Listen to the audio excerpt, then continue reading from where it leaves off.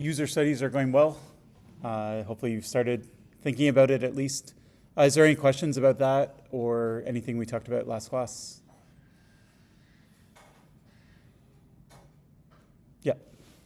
We wanted to be installed on multiple browsers so that we could differentiate the type of installation process. So it's a direction you could take it, but it's not something I expect you to do. So I would just expect that you do it on a single browser. But if you wanted to play around with that and see what you saw, that's great too. Anything else? All right, then we'll jump into the lecture.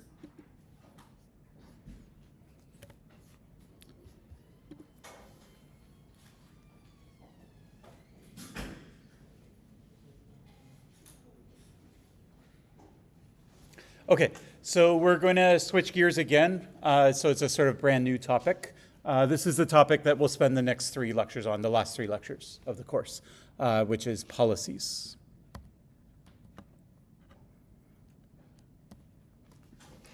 Okay, so policies, what do we mean by policies? We mean some other words that are used might be procedures or processes.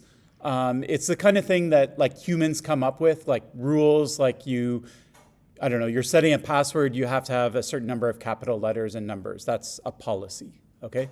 There's no technical requirement that a password looks like that. It's just a rule that's sort of imposed on the system, okay? Policies are actually very central to security. So a lot of security, like the fact that systems meet security goals come down to the fact that it has good policies or good procedures, and then the opposite can be true too. So if you want to attack a system, sometimes you can attack the policy or the procedure as opposed to trying to attack it at a technical level. And in fact, we've already seen some examples of that so far, which I'll talk about. If we go all the way back to Stride, a lot of policy attacks fall in the E, the escalation of privilege. So you're not allowed to do something, you shouldn't be able to do it, but you find some loophole that lets you do it. You find a different path than what I would expect you to take. And if you take this path through the system, then it turns out that you can actually access things that you shouldn't be able to access. Okay, so what are some of the examples that we've seen? Let me just turn this light off. Okay, so remember in social engineering, there was this story I told you about this journalist who got his Twitter handle. The attacker was after his Twitter handle, was eventually able to reset the password, and then also like wiped his devices and things like that. In this case, the key element of that attack was the adversary called up Amazon and said, I'm this @Matt guy. I can't remember my password. Can you tell it to me? And Amazon says no. Okay? You don't know the last 4 digits of the credit card number that's associated with this account. We can't verify that you're who you say you are, so we're not going to let you. We're not going to let you reset it. Okay? So being able to reset the account is a privilege. Okay? It's a privilege that only the person that holds the account has. But you don't know who people are, especially when you're talking to them on the phone. So we have a proxy for that. So we say, well, knowing the last 4 digits of the credit card, that's our sort of proxy for who you are, that you are who you say you are, okay?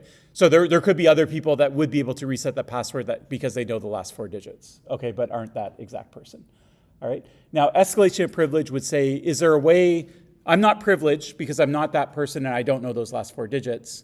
Is there a way that I could reset the password anyway? Okay, so if the policy is tight, then there is no way to do that.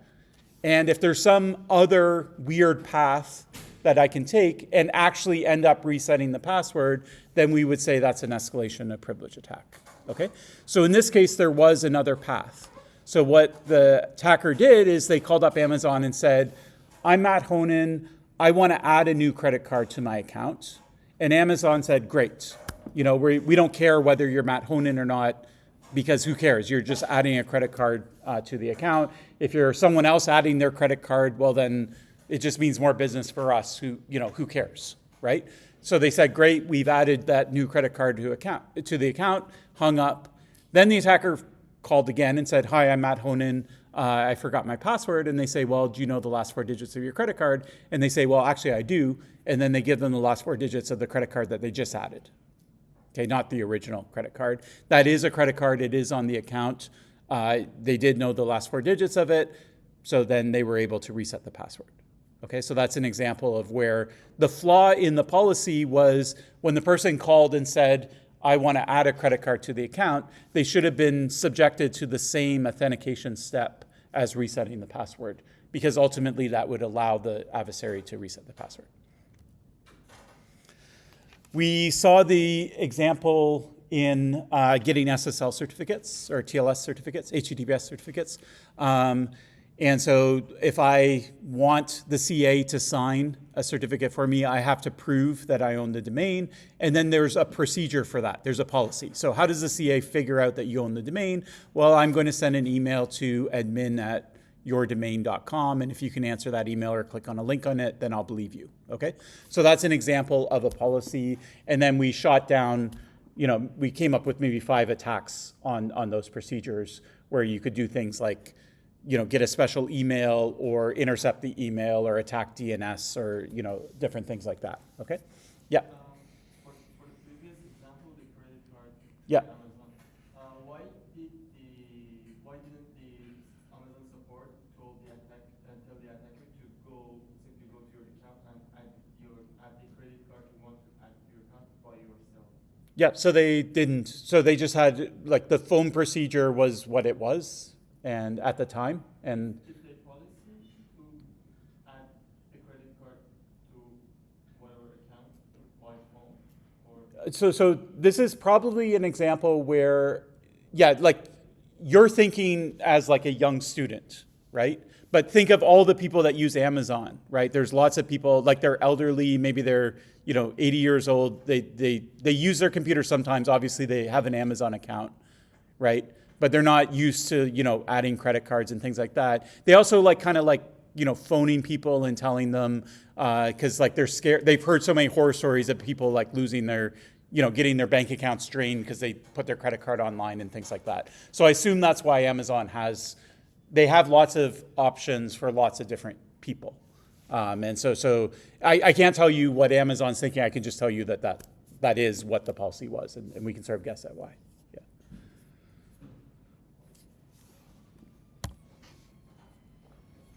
Okay. The policy flaw also, in these cases, it's sort of the whole attack. You're attacking the policy. It can also be a smaller component. So you do something that violates the policy, and then it gets you in a good position to do maybe a technical attack or something like that. So an example of that might be another example from the social engineering was the RSA example.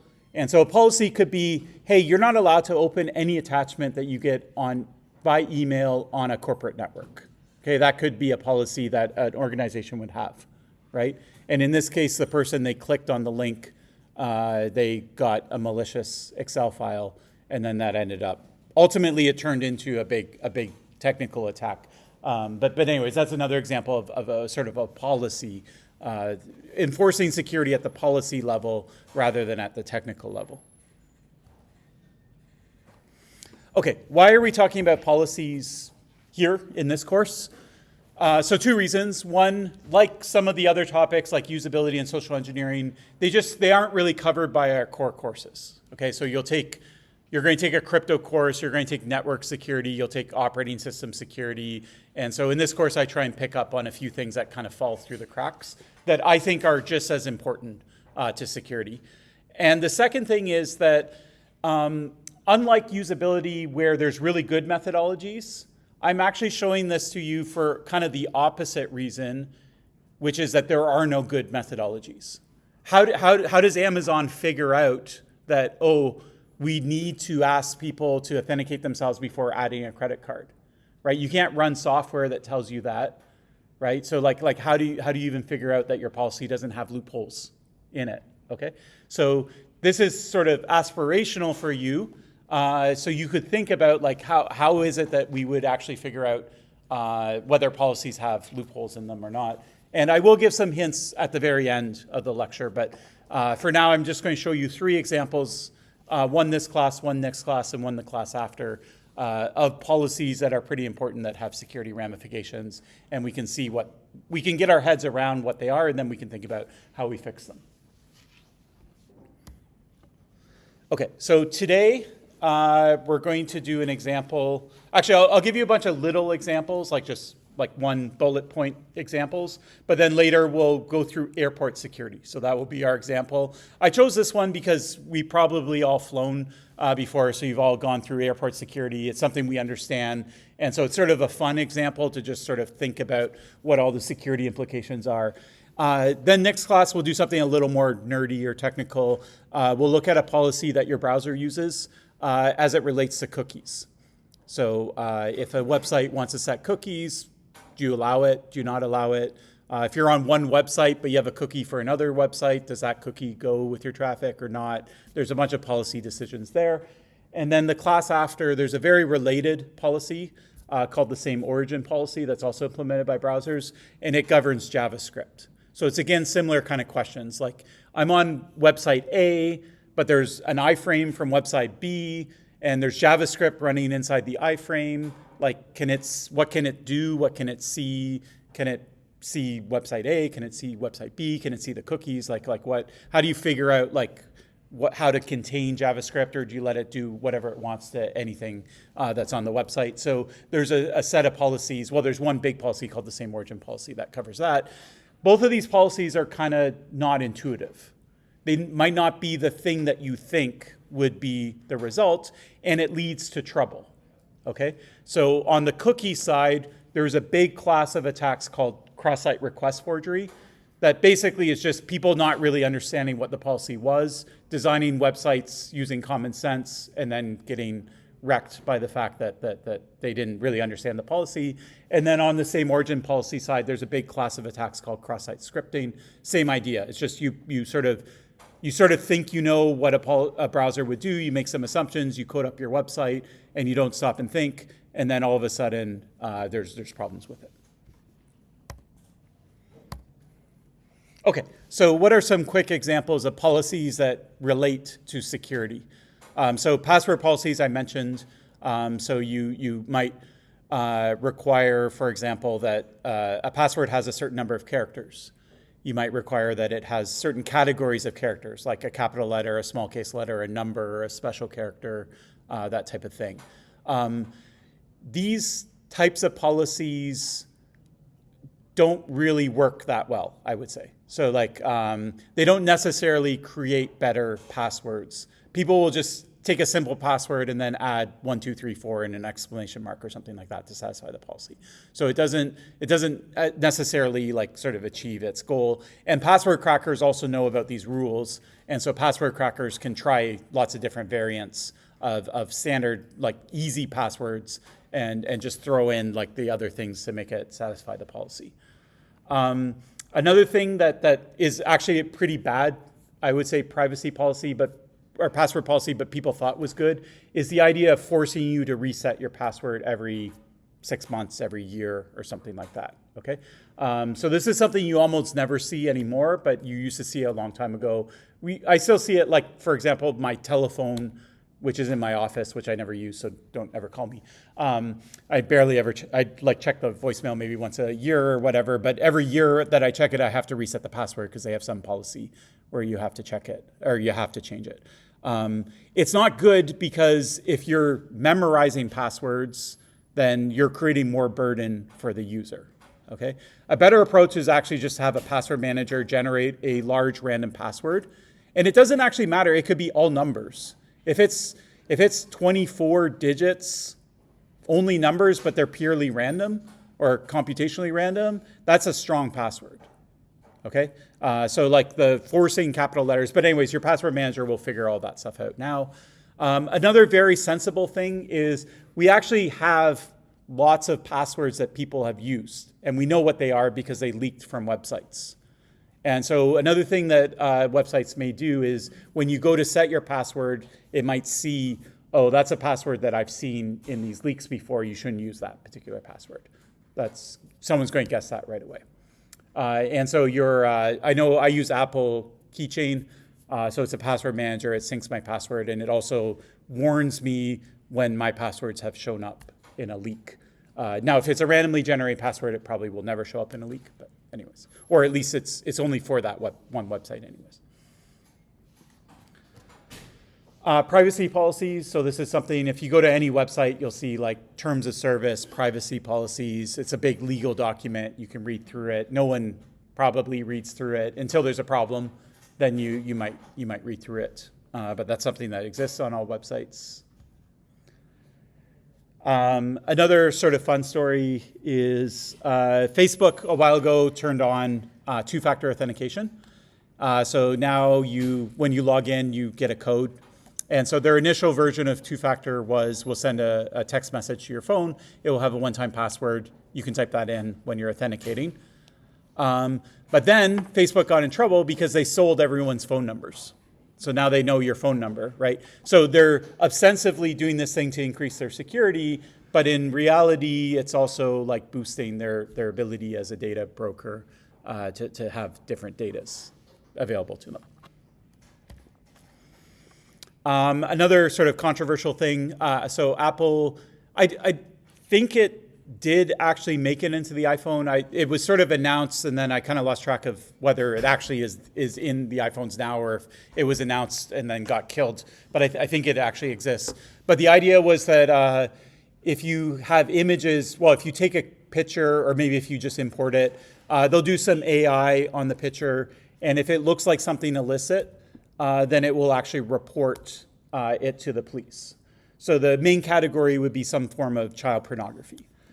Now, the problem with this is there are some use cases where, for example, let's say I'm a parent, I have kids, maybe my kid has a weird rash, I take a picture of it, I send it to the doctor, right? And so that was like a literal case that was in the news. The software flagged it, and then all of a sudden you have law enforcement, knocking on your door or whatever. I'm not sure what the consequence was, but obviously that's not a crime to do. So eventually that person would be exonerated, but still you just don't want to deal with the whole hassle, the whole legal hassle of a criminal investigation and that type of thing. Okay, so that's a policy that you can decide. Now you might decide that's worth it. You know what? Like people sending pictures of their kids with rashes, that's like so rare, and the crime that we're trying to solve is so serious and we want to solve it so bad that's okay. We'll tolerate some false positives. So that's probably where Apple ended up on it. And I think this is actually in phones now, but I'm not 100% sure. Another thing, so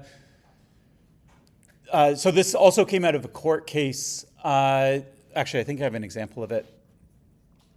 Okay, so it's a very simple case. There was some guy, and he was looking at his phone bill for AT&T, I believe. So he got an email. It said, here's a link to your phone bill. So he clicked on the link, and the link kind of looked like this. Okay. Now he's customer 741, and he thought, oh, what happens if I type 740 into this URL and hit enter? So he did it, and then it showed someone else's bill. Okay. Then he wrote a little script, and it started at 0, 1, 2, 3, 4, and he downloaded everyone's bill that he could. Okay. Just curious. I don't know what he was thinking. Okay. Then AT&T or whoever it was, I think it was AT&T, but I could be mistaken about that. They see on their server logs, oh, there's this one IP address, and they're downloading everyone's bill. And the bill has like people's personal information, their addresses and things like that. And so they turn it over to the police. The police charge him with hacking. Okay. He says, well, it's not hacking, it's public, right? Like you gave me a URL, right? All I did was change the number at the end. That you can't tell me that, changing a 741 to a 740 is hacking, right? But law enforcement's position or the prosecutor's office position was that actually that is hacking. And the fact that he wrote an automated script to do it just sort of reinforced the idea that it was hacking. So he actually was charged and I believe went to jail for it. But then a lot of people were in the tech community said that it was like a ridiculous case. So it ended up being controversial. But anyways, so that idea of not using cookies, not using logins, not having any authentication or session-based information, just, we'll throw all the profile, and the only way that you can iterate through them is with a public number. That's a policy that was made by the website that decided to do online billing. They could have done it a different way, and that resulted in privacy breaches and a hacking charge against someone. Okay, another thing is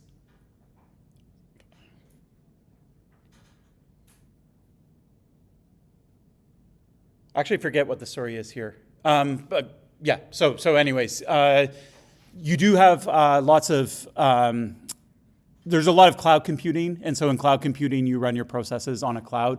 That is going to run on a physical computer somewhere. There's going to be other people who have their own processes that are going to be running on that same cloud as you. So that it's going to be co-located with someone else's. And there are certain kinds of things that you can ask the operating system as a process. Like you can ask about what's in cache and the size of things. And you can do this, you can basically infer some information about the other processes that are running beside you if you end up on the same machine as them. And so there's a whole category of attacks around that. I think this example might have been slightly different, but that's the example that comes to mind. Swatting, so this is another kind of policy loophole. So swatting is like where, I don't know, we get in a fight or a dispute, and I happen to know where you live, and so I call the police, and I pretend I'm the victim of a very violent crime that's going on right now, and I'm at your house.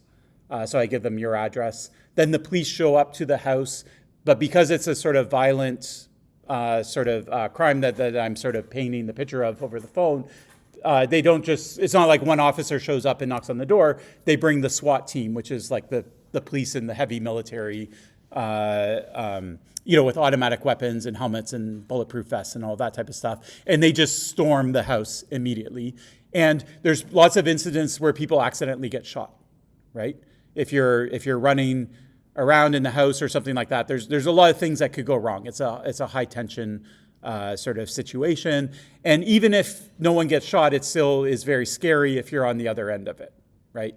So anyway, so that's an example where the police have a policy of that's how we respond to reports of crimes, right? And it can be abused.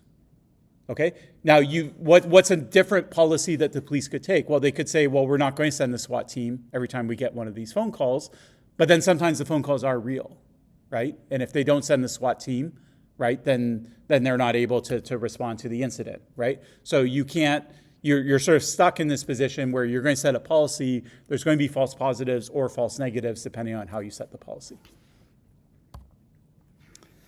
Apple has, well, actually, so there's a bunch of companies that offer this, but this became a big news story when AirTags came out. So an AirTag is this thing that's on my keys here. So it's like just a pretty small coin-sized device. And what it does is it tracks your thing. So if I lose my keys, if I forget them somewhere, then I can look on my phone and see how it works. Okay.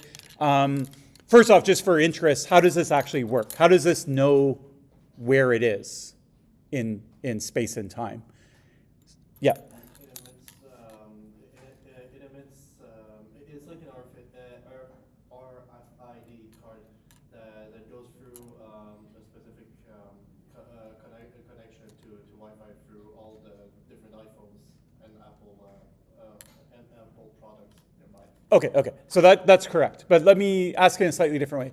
Does this have a GPS in it? Okay, so the old school version of tracking devices did. So they would have a GPS in it. Does this have Wi-Fi? Can it connect? You sort of answered the question, but does this have a Wi-Fi card in it? No, it doesn't. Okay, so you could have a tracking device that has a GPS, it has a Wi-Fi, right? Or actually, it couldn't be Wi-Fi. It would have to be like 5G or something like that, okay? Does this have a cell phone internet connection like 5G? No, okay. So you could have a 5G box with a GPS, then it can always ping a server and say where it is, okay? That device exists. You can get those kind of tracking devices. The only issue with them is they're pretty big, okay? It's not going to fit in something that's this small, okay? So what Apple said is, well, what if this could connect to something else that has a GPS and has a Wi-Fi connection or a cell phone connection? Then this thing doesn't have to do it, right? It can basically hop to the device that does, and then the device itself can say where this thing is. Yeah, it has to have a battery. Yeah, so this does have, it has like a little watch battery in it. Yeah, so there was a company that did this before Apple called Tile, and the idea was that as long as you had your phone and your keys and they were within proximity of each other, then the Tile would talk to your phone and then your phone would talk to the server. Okay? But if you ever left your keys and you had your phone with you and the keys are in my office, then it wouldn't work. Okay? Then Apple had the idea, they said, well, probably lots of people had the idea, but they just couldn't actually make it work, which is, let's say my keys are in my office and my phone is with me, right? Well, what if there's someone else that has a phone that's near my office, right? Like Chadi's office is right beside me. What if he has his phone on him? Maybe his phone could talk to my Tile, and then it could, ping the server and say where my keys are, okay? The problem is, how do I get my device talking to some stranger's phone? Okay, you can't do it. Unless if you're Apple. If you're Apple, what you can do is say, you know what? We own lots and lots of phones around the world, and so we're just going to make it so that anybody's AirTag can talk to any iPhone. Yeah? And so that's exactly how this works. Okay, so as long as there's someone in this room with an iPhone, my AirTag is talking to that iPhone, and it's reporting where my service is. So I'm sort of tunneling my AirTag through your phone, and there's a bunch of privacy mechanisms, so you don't know that it's my AirTag, even if you looked at your phone records or logs, or you somehow, backdoored your phone. Do you sign for that when you use an Apple device, I presume? Probably in the privacy policy and or the terms of service. Yeah. And so you do. Yeah. So it uses like the nearest Apple device's location, right? But what if that device is, let's say, connected via VPN to some other location? Then that would fail, right? Yep, so this will talk to the iPhone and ask so let's say my phone's here, the device is here, it's going to ask for the GPS location from the phone. Not the IP address, the GPS location. And so as long as the phone reports its correct GPS, then you'll get the correct location of it. Now, could you have a phone that's somewhere like in another city that somehow connects to my to my AirTag?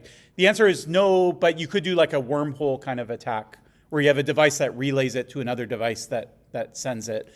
And so if you want to deliberately manipulate things, you could. There would be room to do that type of thing. Yeah. The range of the... Yeah, and so this would use low, I forget what they call it. I think it's LE Bluetooth, like low energy Bluetooth. And I think it's about 15 meters. Yeah. So anyways, when AirTags came out, yeah. Two AirTags cannot connect to each other. Yeah, they can't connect to each other, yeah. That's So right. it's not just an AirTag with an iPhone. Two AirTags can also connect to each other. Yeah, so So you, what if there is no any other Apple products near these, for example? then you lose the location. You don't know where, yeah. But it needs another Apple product with GPS technology. Exactly, yeah. So as long as my AirTag is within range of some other Apple product that has GPS. Now, maybe it connects to an iPad that doesn't have a GPS, and then it tries to figure out the Wi-Fi, like you can do location tracking based on Wi-Fi if Apple knows where those Wi-Fi networks are when they drive around their cars or whatever. So it probably does its best effort to figure out where it is. Otherwise, it will show you the last known location. So last known would be the last time basically someone walked by with an iPhone. Yeah. Okay, so when these things came out, first off, there was tons of stories in the news. So like the first wave of news stories was people putting them in their luggage. Their luggage gets lost. And I mean, everyone knows that luggage gets lost. It's not really a news article. But what really frustrated people would be like, they'd be at the airport and they could see that their bag, like they could walk up to a room and it was locked, and their phone is telling them that their bag is like in that room, but they can't get anyone to like go into the room and get their bag or whatever, right? Or sometimes they end up in ridiculous locations, or you can see it like going on a bus and it ends up in a warehouse. And so anyway, so it sort of shone a spotlight on this whole like baggage kind of thing. So there was like a lot of news articles about that. Then the second wave of news articles were people use them for stalking. Okay, so because it's so small, if I want to follow you home or something like that, you know, you can slip this in someone's pocket, you can put it on their car, you know, whatever you want, and you can still do this with traditional GPS tracking, but this is a lot easier just because it's so small. Okay, you can put it in someone's pocket or that type of thing. So then there was a wave of news stories about that, and so Apple said, well, you know what, we agree that that's a problem. Is there really nothing that we can do about it? And so what they did is they changed their policy. And so what they did is they said, okay, if you have an iPhone and there's someone else's AirTag, and everywhere your iPhone goes and that AirTag is going to the same place, that looks weird in that situation. And so what we'll do is we'll show you a warning. So it looks like this. It basically says an AirTag found moving with you. The location of this AirTag can be seen by the owner. Or if you click on it, you get it like sort of a bigger thing. It tells you kind of like when your phone first picked it up and that type of thing. Okay, so that's an example where, you know, you can change policies. Now, is this sufficient? I don't know if it's sufficient. Some people still don't like AirTags. They think that they shouldn't be on the market, but it's certainly better than not having any kind of warning at all. Yeah. This specific thing doesn't completely disable the AirTag such that it can't communicate even with the other devices that are around the person being stopped? This does not disable anything, so it just warns your phone that there's an AirTag following with you, but the AirTags, they don't turn it off or anything like that. Now, you might have some options. I'm not sure. You might have, yeah, so it says, if it's not familiar to you, you can disable it and stop sharing your location. So I guess you can stop it from talking to your phone, but I don't know if that stops it from talking to other phones. Yeah. So I'm not sure. You'd have to experiment it with it to find out. You can catch this transmission with a wire, with an antenna. Can you catch it? Yeah. Yeah, you could. Yeah, sure. So it's Bluetooth. It happens over a frequency, and so yeah. The communication between the AirTag and between the phone is Bluetooth.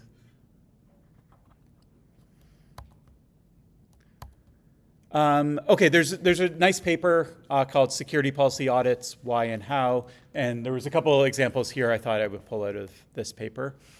So another category of kind of like policies, where policies play a big role in security, is this idea of SIM swapping.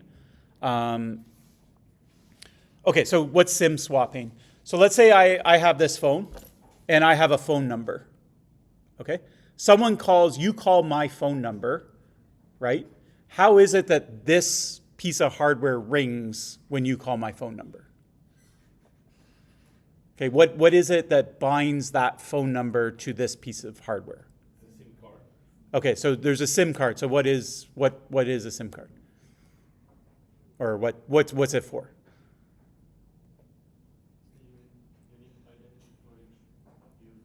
Okay, so a SIM card is a unique identifier, so that's correct. Is it a unique identifier for each phone or for each phone number? Okay. So basically, and is my phone number on the SIM card? Is that the only SIM card for my phone number? Okay, let's approach this a slightly different way. Okay, this is my phone, I lose it. Okay, I drop it, I'm out on a boat and I drop it overseas, it's gone. Is the SIM card gone? Okay, so maybe some people think it's gone, some people don't. Can I get another phone and have my phone number call that other phone? Okay. As long Because as the it has company- the reception, yes. Okay, so how does that happen?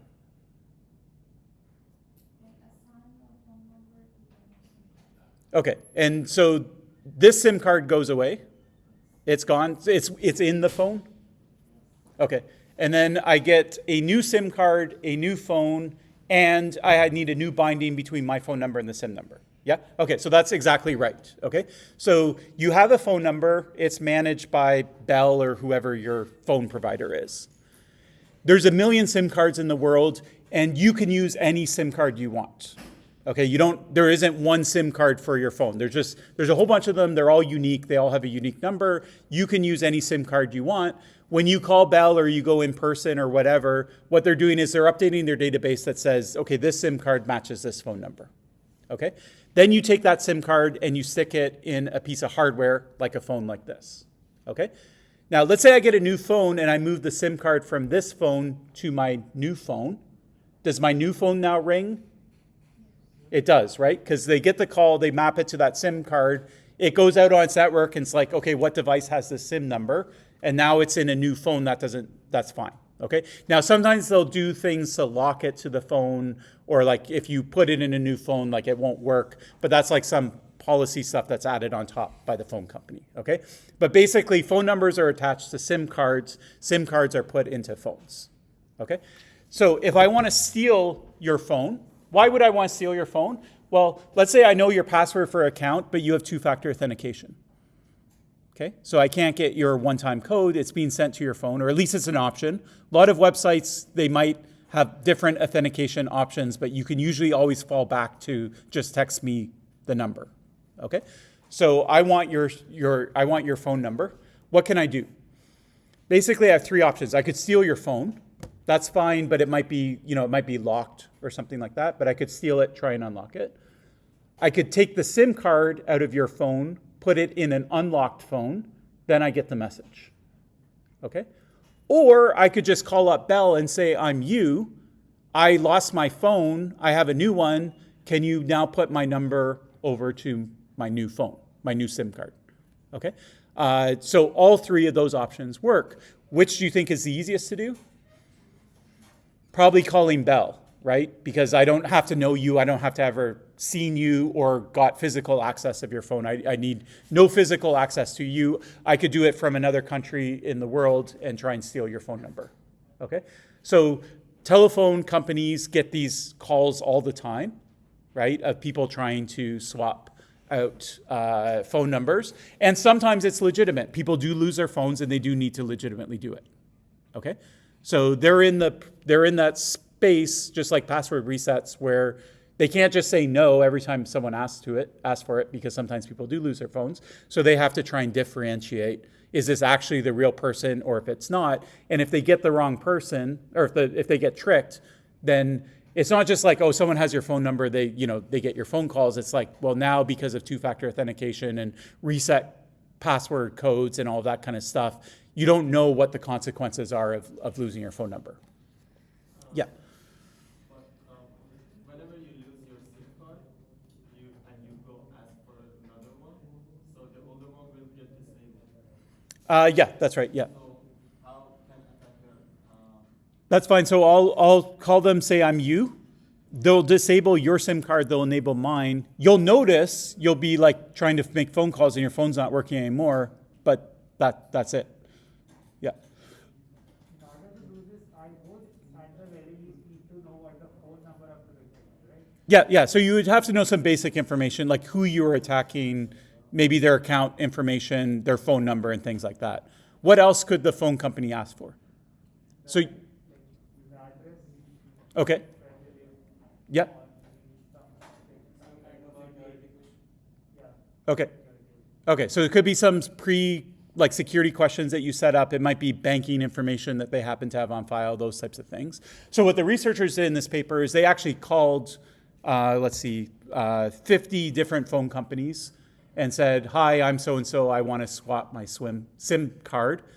And they wrote down basically what did they have to provide in order to do it. And would an adversary who's not actually the person but just knows basic information about the person, would they be able to do it? okay? And what they found in 39 of the 50 attempts, they were able to reset it even though they didn't know. They did it on themselves. They attacked themselves just for ethics reasons, but they pretended to not know anything about themselves other than basic information. And with the basic information, they were able to reset it 39 out of 50 times. And so some of the policies that these phone companies use, you can see first why they kind of seem like good policies, but then when you really look at them, you realize why they're not good policies. So an example of one of the bad policies they saw is they would call up the phone company and they'd say, okay, we have to verify who you are, so tell me the last 3 phone calls that were made to your phone. Okay? So if it's really your phone and you're really that person, you know what those last 3 phone calls were. Okay? If it's someone pretending to be you and they don't have access to your phone, do they know the last 3 people that called you? You can just call in and then like last few calls are mine only. That's it. Perfect. So we have both answers, right? We have the no, of course they can't do it. That's what the telephone people are thinking. And then we have the hacker who says, well, what if I call the number 3 times, maybe from 3 different numbers? Now I know what the last 3 phone calls were that were made to this phone. And so I'll call them up and ask to reset it, and then I'll tell them what they were. Okay? So in this case, this is actually very, very similar to that @Matt example. Can I add a credit card number to the account? Now I know the credit card number that's on the account. Can I call this number 3 times? Yes. Now I know what the last 3 calls were because I did it. Okay? So from a policy perspective, you could say this is adversarial controlled information. Okay? The credit card and the phone numbers that called this could be under the control of the adversary. The adversary could be the one that inserts that information. So basing any authentication decision on adversarially controlled information, that would be one thing that you would go through your policies looking for if you were thinking more like from a formal logic or a computer science perspective.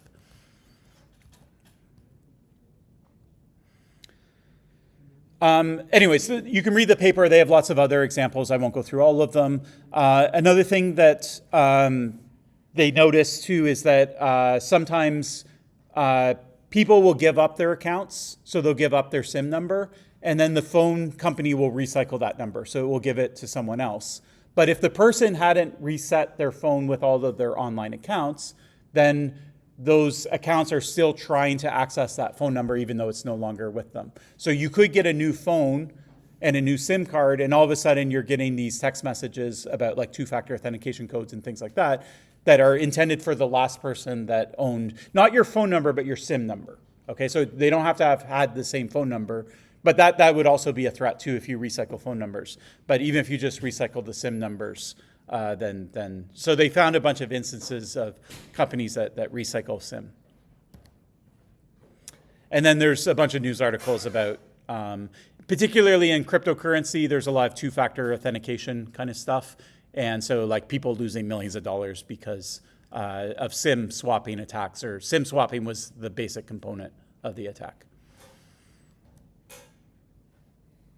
Okay, here's one other sort of fun example. Okay, so this concerns USPS, which stands for the United States Postal Service. So this is like Canada Post, but the US version of it. And what they did is they had a policy: if you move, then all the mail that's directed at your old address can get forwarded to your new address. Okay? So what's the policy going to look like for like who's allowed to do that or not do that? So this is what their policy looked like. They said, if you want to redirect your mail or forward your mail to a new address, fill out a form and just give it to us like in person, a paper form, and you can submit it at any office. Okay? Now, when you submit the form, they don't do any identity check. So anybody can submit this form. Okay? But you can imagine why that's a problem, right? I could just go in and say, I want your mail forwarded to me. Okay, so they're not going to do nothing about it, but they won't check my identity when I submit the form. This is their policy for figuring out whether you're okay forwarding your physical mail to me. They say, okay, we're going to send 2 postcards. One's going to go to the old address that basically says, this old address wants to forward the mail to the new address. And the other one's going to go to the new address and say the same thing. Okay? If you get both of these postcards and you type in a code or follow a link or whatever, you do some sort of authorization, send it back, and you respond positively, right, then they'll instigate the mail forwarding. Okay? So this policy probably seems okay, right? I wouldn't be showing it if it was okay. Okay. Actually, the policy as I described it is actually okay. There's not really a big problem with the policy I described, but I lied to you because their policy is just slightly different. Okay. I said that when you get the postcard at both addresses, you have to respond. Okay. Their policy was actually kind of the opposite, which means that you send both postcards, you wait to see if anyone's going to say, hey, I didn't authorize this. And if you don't hear anything back, then you go ahead with the change. Okay? So what's the difference? So in one case, you don't do the change until someone actually responds. Okay? In the other version of it, you do the change unless someone responds. Okay? So we've seen this before. Anyone remember an example where we saw this? So we saw this with certificates and whether they're revoked. Okay, you go to a website, it gives you a certificate, you go to the CA and say, is this revoked? You don't hear back from the CA. What do? You assume that it's not revoked. Okay, so we call that allow override. Allow override means basically if you don't hear anything, you allow the action to take place. So this is an allow override policy, meaning, yeah, as long as no one complains, then you go ahead and do the mail forwarding. Okay, now what's the problem?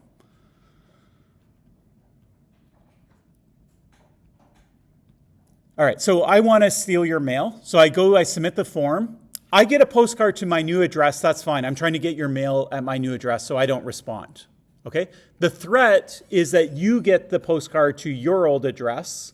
Because I'm trying to get your mail directed to me, there is the chance that you see that postcard, you respond, then the whole attack falls apart. Okay?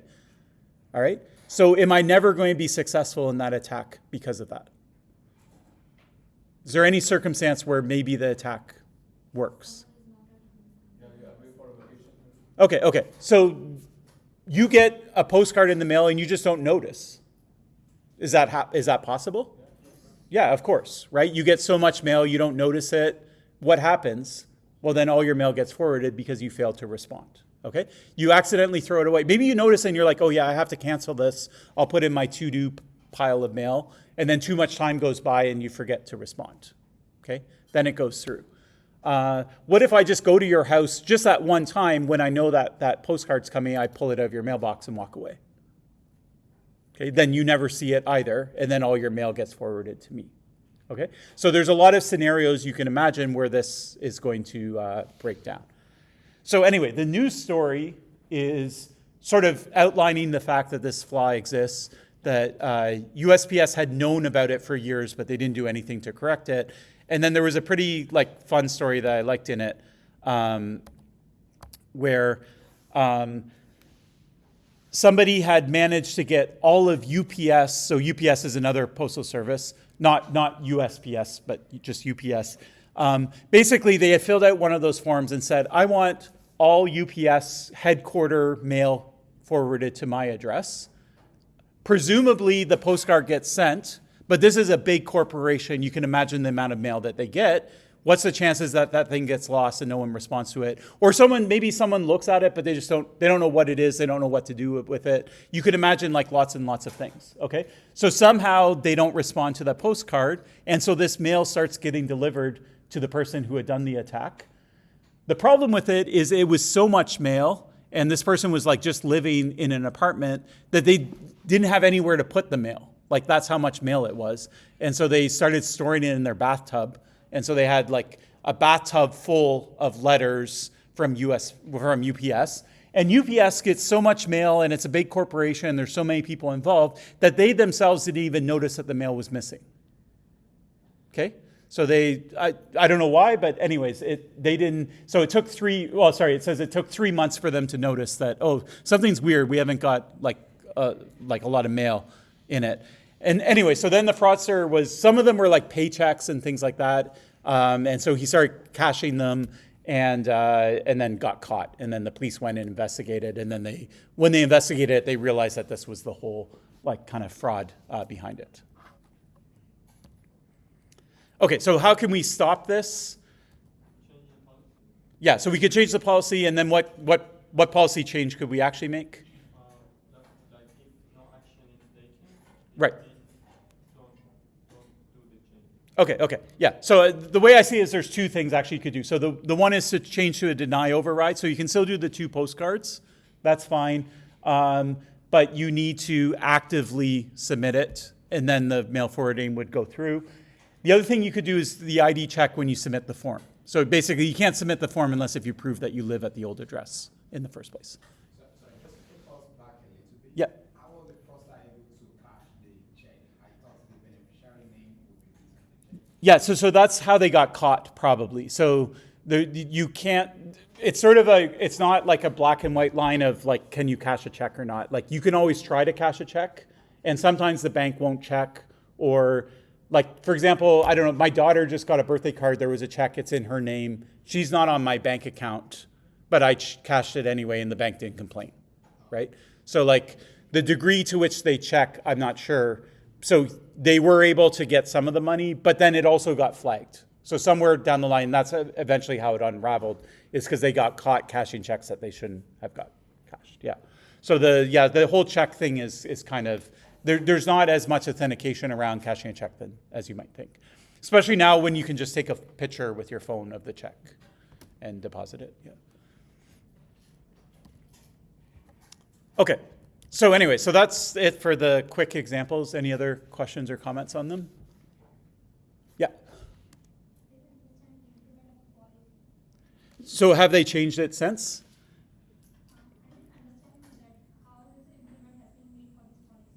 You mean like the 2 changes here? Yeah, so as far as I know, they actually have not changed it. So this is my suggestion at what they could do. But when the article was written, the article now, well, it was written in 2023, so that's last year. But the tone of the article was like, we can't figure out why they're not fixing this. But like for some reason, they haven't fixed it yet. And everyone knows about these attacks. Here's some like stories about it and things like that. So yeah, as far as I know, they haven't actually implemented these 2 changes. But these are 2 changes that would solve the problem. Okay, other questions? Good. Okay, we'll do our break a little early since we're at a sort of natural stopping point. So we'll go away for 10 minutes, come back, and then we'll walk through airport security, and we'll look at the policies and procedures that are implemented in airport security. Okay, so people asked about the final exam, so just reminder that it's linked to from the website. It's marked as tentative still, but as far as I know, it is final. But yeah, or at least I didn't notice that it changed. Let's see when they have it. I'll look through my email. I think I saw the final one, like with the room numbers and things like that, so I can double check it, but I don't want to go like trolling through my email right now. Okay, so now we'll do another example of security procedures, but we'll go through something that's a little more elaborate. We'll talk about airport security, okay? How many people here have flown somewhere? Oh, that's it? I'm assuming everyone's being shy. Yeah? Okay. You've gone through an airport? Yeah, you know what airport security is? What's airport security? You check your luggage through the examination. Okay, so most people think of security, when I say airport security, you think of that step where you go through the metal detectors and things like that. But the point of this lecture is there's more to airport security than just that step. So, Sure. Yeah, exactly. Yeah. So that's another component. We'll go through all of that. Okay. So there's multiple steps in it. What's the very first step? The first time that they decide something, whoever they are, somebody decides something about the security of whether you can fly or not. When would you imagine the very first time that happens? Okay, so it happens before you even show up at the airport. It happens when you buy the ticket itself. You can buy the ticket without any proof. You don't need to show your passport, nothing. You just buy the ticket. Exactly, yeah. Okay, so can anybody buy a ticket? Can you buy it online? Do you show your passport to someone when you buy your ticket online? No. Okay, good. Yeah. I guess for like certain countries you have to show like certain proof, but like Yeah, okay. So different countries do implement different procedures.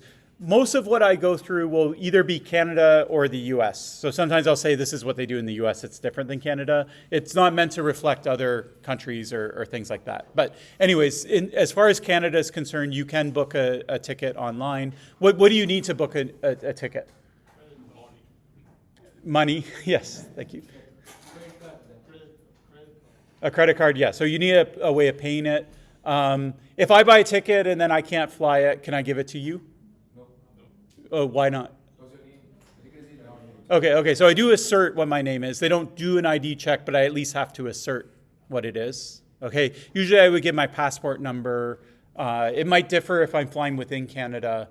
You don't technically have to have a passport to fly within Canada, but if I fly across a border, then I would need a passport. Okay. So the idea is that I'm going to go online. I'll buy a ticket. I need lots of money for this ticket to go to Bologna and back. So I'm going to send my money. I'm going to send my identity. Who am I sending it to? So I could book it directly with the airline. So let's say I'm booking through Air Canada, then I'll send it directly to Air Canada. Sometimes it's quite often that you might use a third party. It could be a travel agency that you go to in person. It could be a website like Expedia that sells airline tickets for lots of different airlines. Then you can compare prices against airlines, book your hotels at the same time. So in this case, Expedia will keep your money, but they'll forward the ID to Air Canada. And you'll, at some point, get some sort of confirmation back. Okay. Do you get confirmation right away? Let's say you hit purchase, you press enter. You eventually will get an email that says you are confirmed. Maybe you don't think about why when you get this email or why you get this email, but is it something that you get like within 15 seconds of pressing the button, or is it the kind of thing that you might get the next day? Okay, so usually it takes time. So it's usually not an instant thing. You might get it a couple hours later or even a couple days later. Okay, so there is something that's happening on the far side of Air Canada. Okay, there's more to this story than just this, but we'll get there in a second. Or actually, we'll get there now. So why can't I just give my ticket to you? I know my name's on the ticket, but why can't we just have airline tickets? Like if I buy a train ticket or a bus ticket or whatever, I can give it to you, right? So why can't airplanes operate the same way? you should just give my ticket to someone who is not allowed to fly. Okay. out of the- Okay, so we have this concept of people who are not allowed to fly. Okay, so there's a list called the no-fly list in Canada. And the reason that tickets are tied to identities is to try and prevent people who are not allowed to fly who are on the list from flying. Okay, so it's that simple. So at some point when you book your ticket and you give a name, it is going to get compared to that no-fly list. Okay, when and where that happens, we'll pick up in maybe a couple slides. And then the government will look at it, it will make a decision, you're either allowed or not, and then eventually you'll learn about what that decision is. Okay, there's a few things I want to talk about first before circling back to the no-fly list. Okay, once you've booked your flight, it's confirmed, everything's okay. What happens is you're assigned basically like what's called a passenger name record. Okay, you've probably seen this on your tickets. You might not have known what it is, but it's like a 6-digit confirmation code. Okay, I shouldn't say digits, it's alphanumeric. Okay, so for example, when you show up at the airport and it asks you about like what flight are you on, you could type in that confirmation number. Okay, so it sort of represents your flight. It's booking code is the common name for it. Now, what you might not know is that code is more or less like a password. It should be treated like a password. If I can get that code from you, and I know maybe your last name, that's sufficient for me to cancel your flight. I could log into a website and cancel it. I could change your flight. I could change your Air Miles card to my Air Miles card so I get the Air Miles instead of you.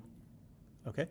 I can, I could get credit for a flight and then rebook a different flight with the credit that I got from canceling your flight. Maybe I can fly before you even realize what happens.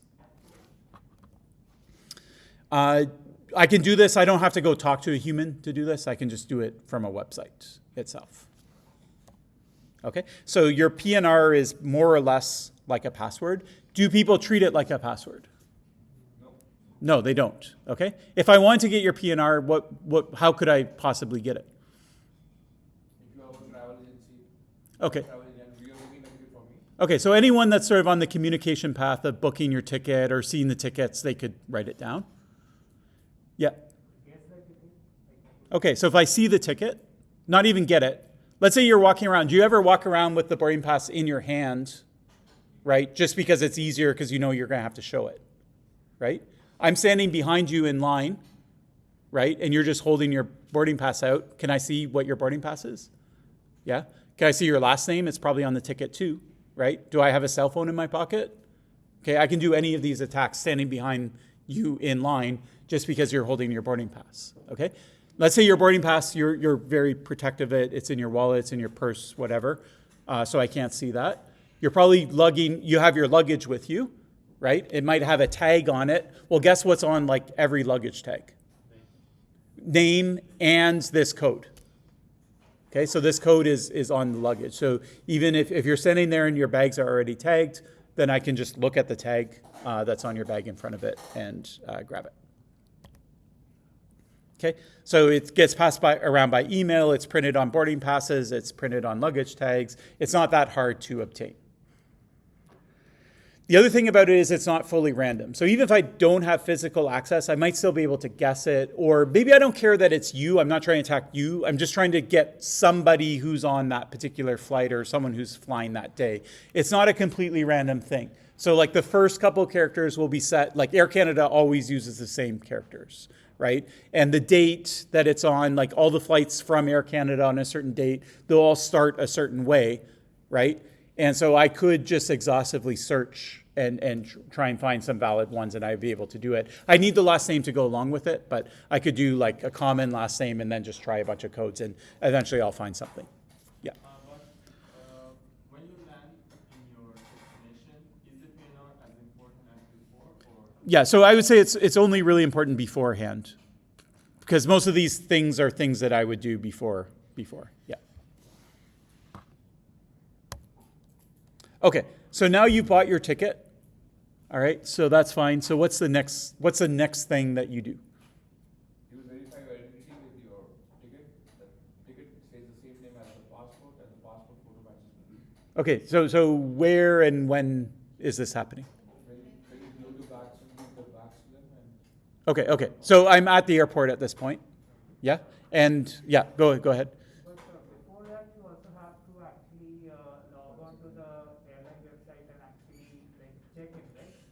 Yeah, exactly. Yeah. Okay. So there's two things that are happening, and they actually are kind of the same thing. What we're going to do is we're going to check in. We're going to do the check-in process. Now, as you mentioned, you can do it different ways. Okay. So I can do it online on my phone. I can go to the person that's going to look at my passport and all of that type of thing. I could use one of these kiosks, computers. Those are the three main ways that you could check into a flight. Okay. Now, depending on which of the three ways you do it, you could have a different experience, okay? So if I go to the counter with the human, they generally will ask for ID and they will check that I match the person, the name on the ticket matches the ID, photo ID, and the photo ID matches my face, okay? So that ID check is done. If I use a kiosk, there's no one there to check my ID, okay? Now the kiosk sometimes will ask for my passport, so it knows what's on my passport, but it doesn't know that I'm the same person. Like anyone could walk up and, like if I'm traveling with my kids, I can put their passports there, okay?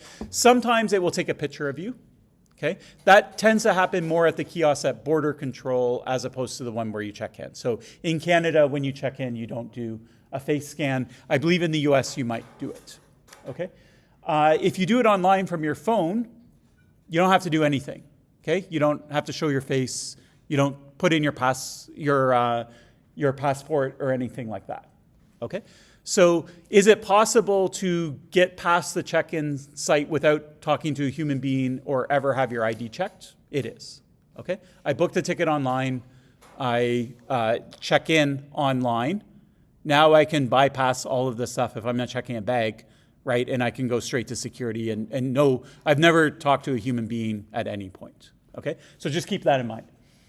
Now, this is where the no-fly list kicks in, okay? So let's say that you are on the no-fly list and you're not going to be allowed to fly. When do you actually learn of that fact? Do they email you ahead of time and say, oh, by the way, you know, you're not going to be able to fly?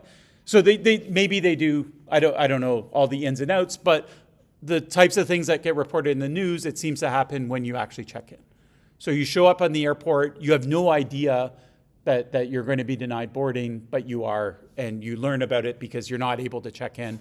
You try and do it online, it says go see a human. You try and do it from a kiosk, it says go see a human. Then you go see a human, and then they tell you. Yeah. It depends on the person and the danger that the person could be. Yeah, sure. So if you're a fugitive and you're already wanted by the police, then as soon as they have any indication of where your location is, then they're going to come and try and find you. Yeah. Yeah, so it would depend. Now, is it possible to be denied boarding because you're on the no-fly list, but you're not actually a threat? Sure. Okay. Oh yeah, sorry, I'll just trace this through. So your ID gets sent to the government, they make a decision, they inform the airline, and then the airline's the one that's going to basically tell you at check-in time whether you're allowed to do it or not. All right, so here's an example of someone that's on the no-fly list. Okay, does this look like a terrorist threat to you? Okay, he's 4 years old, probably not a terrorist. Okay, how does he end up on the no-fly list? Because his name matches with the name of terrorists. Okay. So is the no-fly list based on social identity numbers, passports? Like what is the common denominator? No, it's based on names. Okay, because Canada hasn't issued a passport to everyone that's allowed to fly within Canada. Okay, it might have it for Canadian citizens or residents of Canada, but anyone can fly to Canada or through Canada. And you might deny them access at the border, but that's after they've already deplaned. Okay, so yeah, it's based solely on name. And so in this case, this child has the same name as someone else, right? And this child has been in the news maybe 3 times. So like when he was 4, I think it was the first time, then he was 8, and then there was another news article because he got denied again. And what can you do about it in this case? Let's say you're the parents of the child. Oh, you could change the name, yeah.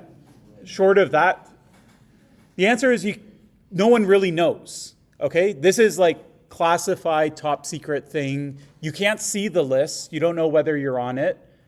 The kid gets flagged the first time. Maybe they work it out and they say, okay, you can fly. But then the second time, you don't know whether you're going to get flagged again. You don't know until you show up, okay? So anyway, there is some like people that are calling for the policies and things like that to change. Like particularly that if your age is under a certain limit, that it doesn't matter what the no-fly list says, you should be allowed to fly. So this is another news article. Again, we don't really know much about these programs until like a journalist or a whistleblower or something figures it out. This was in The Guardian, so they say Canada uses a system called 2Scan. It's a vast repository of at least 680,000 names, 40% of which have no recognized terrorist group affiliation. How does this list get so big? That should strike you as maybe big. Maybe it doesn't, but to me that's probably a bigger list than it needs to be. And so it's actually a simple policy thing that's at the heart of it. How do you add or remove a name from the list? Well, adding a name to the list is super easy. Anyone can do it that is in law enforcement, and they basically just fill out a form and then the name gets added, okay? How do you get rid of a name? Let's say you fill out the form wrong or something like that. Now you want to get rid of it. Well, you can't. Or you could you know, the person whose name that you added could eventually try to fly, not be allowed to fly, take the government to court, have a judge basically intervene and say that this name needs to be removed from the list. Okay, so there's more or less no way to get names off the list. So you can only add names, or at least it's infinitely easier to add a name than to remove a name. Okay, so when you set a policy up like that, what's going to happen over time is the names are just going to grow and grow and never get shorter. And then because Canada is using a list that's managed by the U.S., right? Canada can't even ask the U.S. to remove names. They can ask, but the Americans have no obligation to actually remove the name. All right, so that's the no-fly list. All right, so now you've done your check-in. Hopefully you're not on the no-fly list, so you're now allowed to fly. What's the deliverable that you get at the end of that process? You get two things. So one thing is your boarding pass. The second thing is only applies if you have bags that you want to check. If you want to check your bags, you'll get some luggage tags for your bags, okay? If you're flying carry-on, then you don't have to worry about that, okay? Your boarding pass here looks like this. This is a piece of paper. Does it have to be a piece of paper? Could it be on your phone? Yeah, okay, so you can have digital boarding passes. If it's printed out on a piece of paper, is it kind of like money where like you can forge it? Like could you make a fake boarding pass? Is it printed on like some special paper? It might look like special paper, but especially now after like budget cuts and COVID and all of that, it like literally comes out on receipt paper usually. It has a lot of stamps, when you go to the border. Yeah, so that's on your passport. But on the boarding pass itself, it usually is like just really like thin paper that just printed out from a paper. So there's no special authentication. If you want to make a boarding pass at home, you could make one as well. And you literally are allowed to. You could print it, you can get it emailed to you and print it out just on normal paper. You could show it on your phone. Could you go and change things that are on your boarding pass? Let's say, what's this thing that's circled here? It says boarding group 1. What does that mean?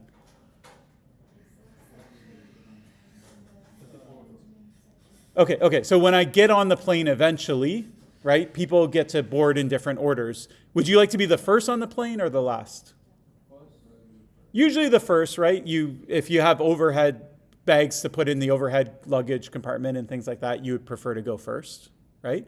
So let's say that you're assigned boarding group 5 because you buy the cheapest ticket, but you would really like to board with the first class people. Could you just make a fake boarding pass and write 1 instead of 5? Okay, so you might have to change the seat number. So sometimes boarding groups are tied to seats, but sometimes they're not. It's just maybe you're a frequent flyer or whatever. You can still book economy and get an advanced boarding group. Could you change your seat number? No, you can, but at the time there is only one seat, no? Two people can Sure. You could change it to first class with a boarding class once you're on the plane, but then just go sit in your normal seat.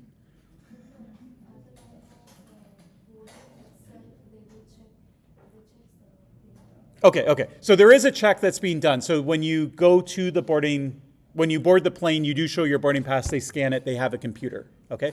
So if you do change your seat number, you'll probably get caught at that stage because it won't match what's on the flight itinerary. Okay. But your boarding group, okay, let me ask you a different question. You see like some barcodes and things like that. Is there any like protection at, say, a cryptographic level? Like this could be digitally signed. Like maybe that barcode is a digital signature on it. So if you go and change it, it's not going to verify cryptographically.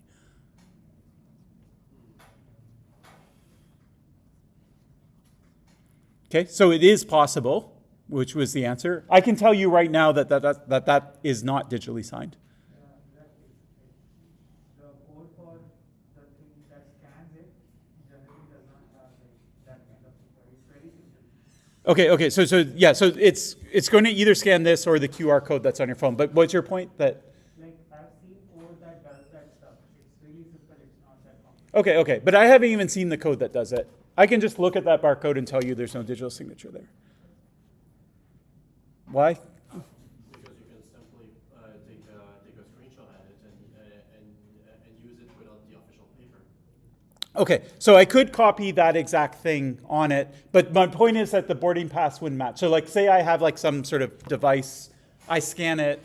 If the signature is wrong, my device says that's bad. If it is right, then I see the boarding group that's actually encoded there.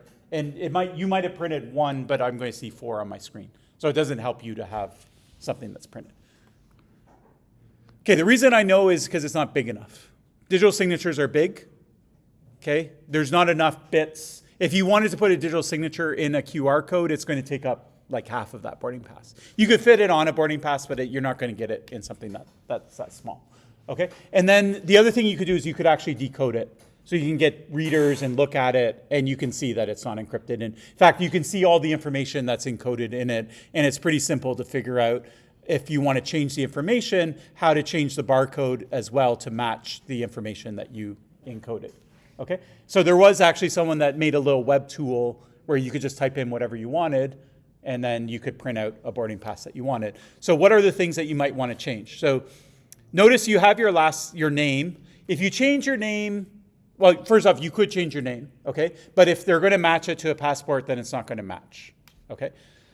Notice that confirmation code is on the ticket, okay? So that password kind of thing is there. I'm just noting that it's there. Boarding group's something you could definitely change, and you might have an incentive to change.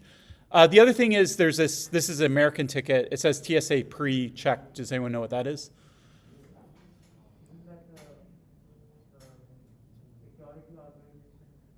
organization?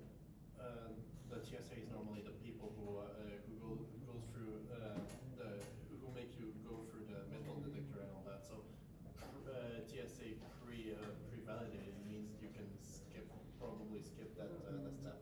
Okay, so that's exactly right. So this means that you get to skip. You still have to do some security, but it's a lot lighter weight. Okay, so sometimes you see it. There's different lines through security. People that, for example, I have Nexus. They have a different global entry, I think it's called now. So I have this special thing, so I can go to a kiosk. It takes a picture. I still put my bags through and stuff like that, but it's like a lot lighter weight.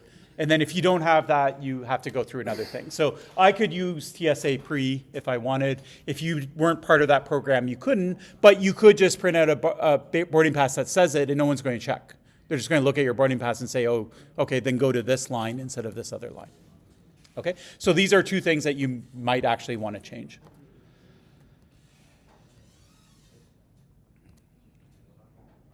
Okay, so some of it's human readable. Sometimes it's encoded in a barcode or a QR code. There's no crypto that's used.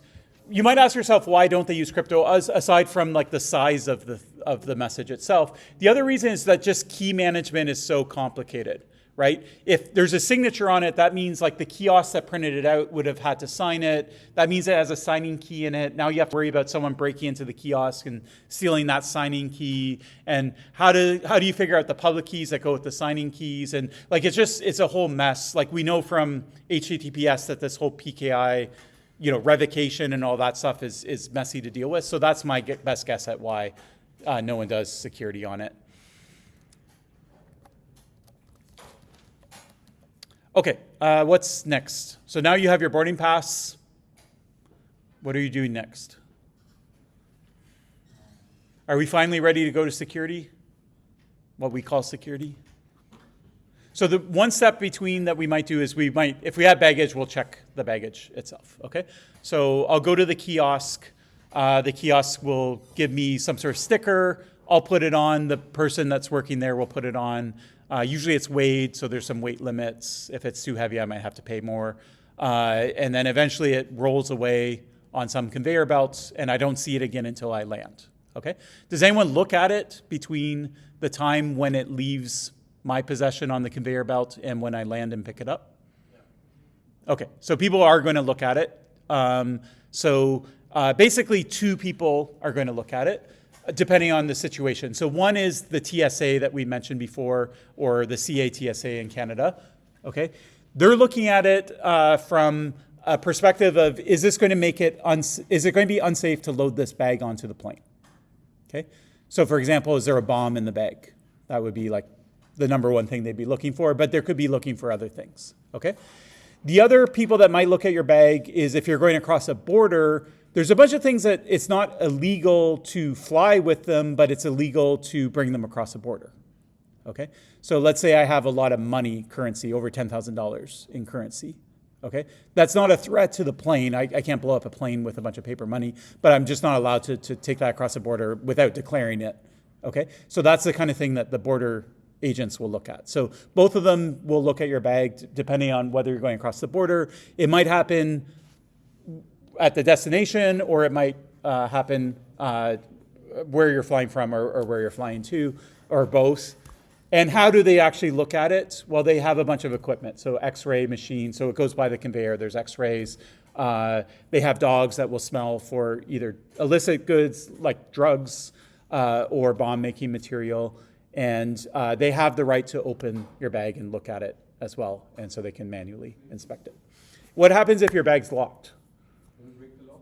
They'll break the lock. Or if they have TSA lock, then they will have the master key. Okay, what's a TSA? What's that TSA lock? It's a lock that the airport securities have the key. So your lock won't be broken. So they have the master key and they can just open it. Okay, where do I get a TSA lock? I want to fly with one of these TSA locks. That sounds cool. Yeah, bags have it. Okay, so some bags come with it. Could I just go to Walmart and buy one? Yeah, you can. Okay, so I could go to Walmart today and buy one. But how is it that, like, the lock that I just bought an hour ago at Walmart, how does TSA already have the key for it? That makes no sense.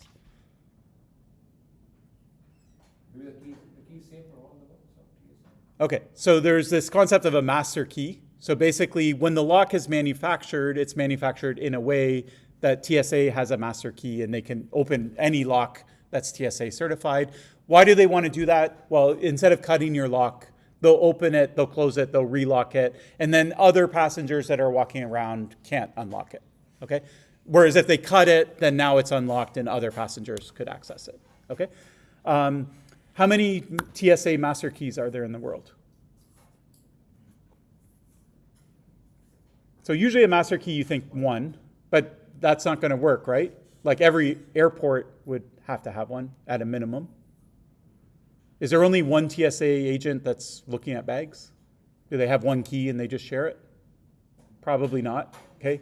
There's probably lots of TSA agents at one airport that all have a copy of that key, right? Plus, multiply that by all the airports where TSA operates, okay?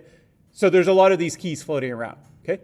How many people, bad TSA agents, does it take to leak that master key? One, okay? So you have, I don't know, 100,000 TSA agents, a million. One bad apple, they leak it, okay? Then what happens? you cannot use a TSA lock in the future. Okay, well, what happens is that anyone can get a master key now, okay? You can 3D print it, you can print it off, okay? So that's exactly what happened. So there's about 50,000 agents that have access to the key, and of course, one of them has leaked it by now. And so now you can just go online, and if you want to have your own TSA master key, you can buy it like in metal, or you can get the file, the digital file, and you can 3D print a plastic one, and it will open it for it. Okay? So this whole security policy is called key escrow. Okay, key escrow is this idea that you have special keys that law enforcement have and they can unlock it. People have proposed it for everything, like email. Law enforcement has escrow keys so they can open it. The problem with escrow is once the master key leaks, then it's over. Other things that have escrow would be like, so we used to watch movies on discs, right? They had encryption on the disc. So like you would get a DVD and it would be encrypted on the DVD. Your device, your DVD device, would have a key in it, and it would decrypt it. And all the manufacturers that made DVD players had the key, and no one was supposed to know the key, because if you know the key, then you can make a copy of the movie. Okay? And it actually worked for a while when DVD players were hardware, because it was really hard to reverse engineer the hardware and get the key out. But as soon as someone made software clients, well, that key has to work, it has to be able to decrypt the file, so it's going to be sitting in RAM somewhere. And so someone just dumped the RAM, they got the key, they gave it to everyone, and then now you have DVD rippers and burners and all of that type of stuff. And you can't recall all the DVDs in the world and re-encrypt them with a new key, Okay. Then Blu-ray and like some of these, the next generation came out. They had this revocation process. So like if the key leaked, what they could do is they could start printing new DVDs with newer keys, and it wouldn't work with the old key. So they had this sort of revocation thing that was built in. It was actually very complicated, but they never used it. The key leaked and they never triggered the revocation. So anyways.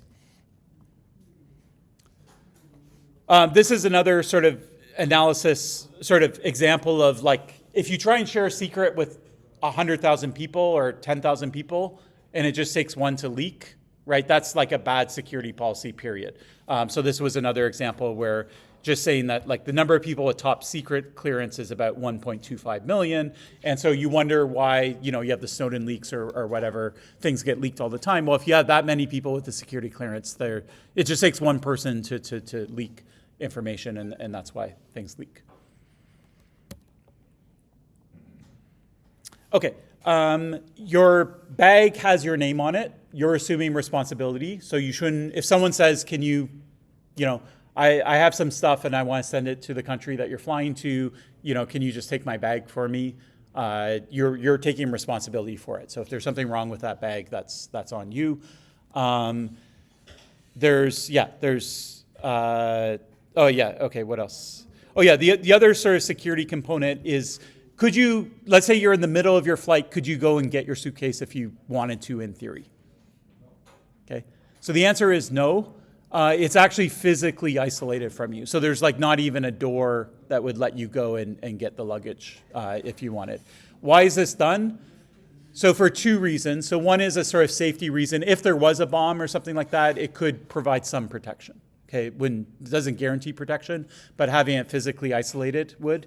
The other reason is more practical, which is just that you need to breathe on an airplane, but your suitcase doesn't need to breathe. Okay, so you can have components of the airplane where you have pressurized air, and then other components where you don't care about what the temperature is, and you don't care about whether there's oxygen or anything like that. And it's cheaper to have like a smaller zone that's climate controlled than doing it for the whole airplane. Yeah. There's also some luggages that are also like surrounded by 7-Wrap. Okay. And I was wondering, do the TSA even open those? They must do something. They wouldn't let it go through. They might look at who's bringing it across, or I don't know what the security decision they would make, but they're. I often see that for like fragile luggages, for example. Yeah. So with an X-ray, you can still look at it, right? So maybe that's all. But if they want to open a bag, they'll open it. Like they'll take off all the packaging or whatever, and they'll look at it. Yeah. Yeah. So you don't always get your luggage back the way it was sent as well. Yeah. Okay, what's next? So we now have our bags and all that type of stuff. Are we ready to go through security yet? Not quite. There's one other step before we actually get to security. It's called pre-screening. So this is what happens when you join the security line. So before you get up to the metal detectors, there's usually somebody that's going to ask for what do they ask you for? They'll be at the start of the line. They look like this, like they have like one of these things. Okay, so they ask for your boarding pass. Do they ask for your identity? Okay, in Canada, they do not. In the US, they do, but in Canada, they don't. So there's no ID check. It's just strictly your boarding pass, okay? Why are they looking at your boarding pass?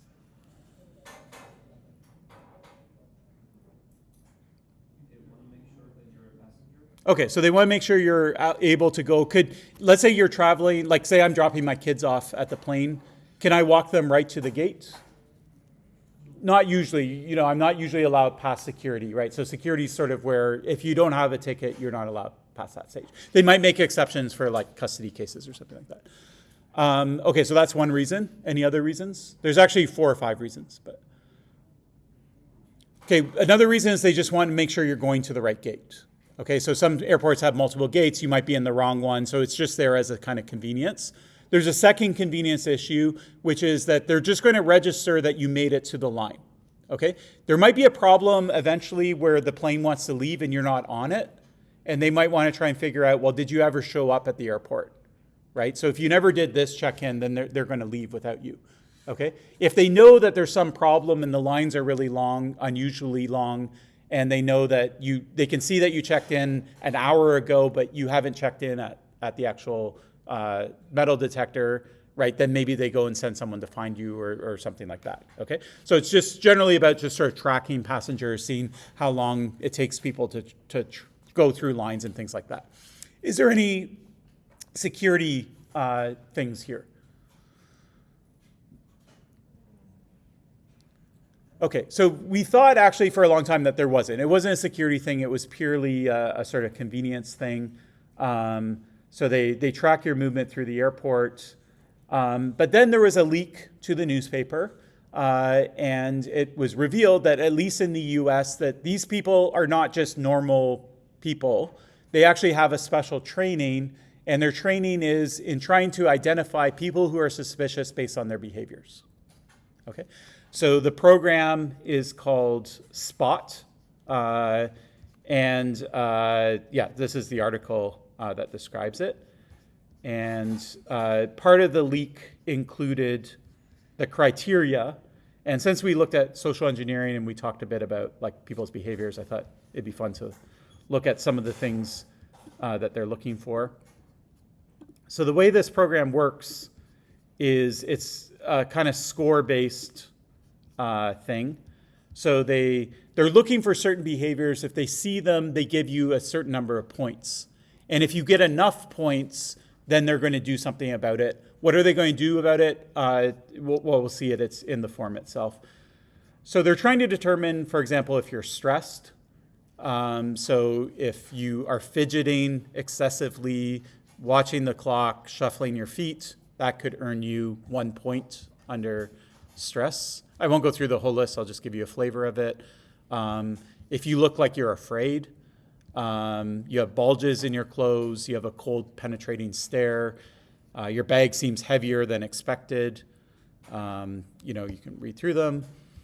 Or if you're trying to actively deceive or lie about things, okay? So if you have a disguise on and it's obvious that you have a disguise, that would be one thing. If you're asking like the people, like the security agents about security stuff, like, oh, how many agents do you have or who do you work for, or like that kind of thing. If you're looking around at all the cameras, counting cameras, these are the types of behaviors that get you 3 points, okay? And so if you, now if you're traveling with a family, whatever your score is, they'll take 2 off. If you're married or traveling as a couple, then they'll deduct 2 points. And if you're over 65, look over 65 as a male or look over 55 as a female, then they'll also deduct a point. And you can get a couple points, like up to 3, they'll let you go through. But if you have 4 to 5, then what they're going to do is they're going to refer you to a selective screening, which means that not just the metal detector, they might take you in a room, they might physically pat you down, or they might look through your bags or that type of thing. And if it's 6 or more, then they'll actually refer you to LEO, which stands for law enforcement officer. So they'll refer you to the police as well as taking you into selective screening. Then there's some other things that they look for. So they look at what you're carrying. So these are the kinds of things that are suspicious to travel with. So almanacs are like information about, I actually don't know how to describe an almanac. It's kind of like an encyclopedia, but it's more about I forget. Blueprints are like buildings, like layouts of buildings and things like that. A GPS unit, some sort of military gear, scuba gear, that kind of thing. Liquids or gels in excess of what's allowed. If you have a lot of prepaid calling cards, you have extra cell phones, burner phones, that kind of thing. Rope, duct tape, batteries, photographs of like buildings or people. Those are things that will get you pulled aside. And then there's some more other signs of deception. Okay, so these people, at least in the US, like I say, are not just standing there scanning your security, your boarding pass just for convenience. They're actually trained in this. How effective do you think this is? Yeah. So how is that public? How this? So this was only public because someone that was in the program leaked it, or someone that had access to it. So it was top secret, it was classified. They had been running it for a number of years. No one knew it, and then somebody reported it to the Intercept, which is a journalist. But the media shouldn't leak it publicly. Like, if terrorists know the identity of the list, so that they won't behave the same. Okay. So what's the ethics around the journalist? So you're the newspaper, you get one of these things. If you leak it, then you're revealing a bunch of classified information about how terrorists are caught.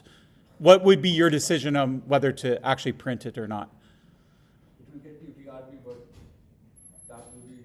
Okay, so it could be like, I could get clicks, but then I might get sued. You know, what's that sort of ratio? The other thing you might look at, though, is just whether you think it's right or wrong. Okay, so what I can say, I'll go through the slide, but if you read the article, it's not just like, oh, here's this thing that they're doing. By the way, it's great, right? This article basically said, you know, we went through the list ourselves, and we think a lot of people will exhibit these signs that are not terrorists, okay? They're nervous because they're late for their flight, right? Or they're stressed because they're afraid of flying.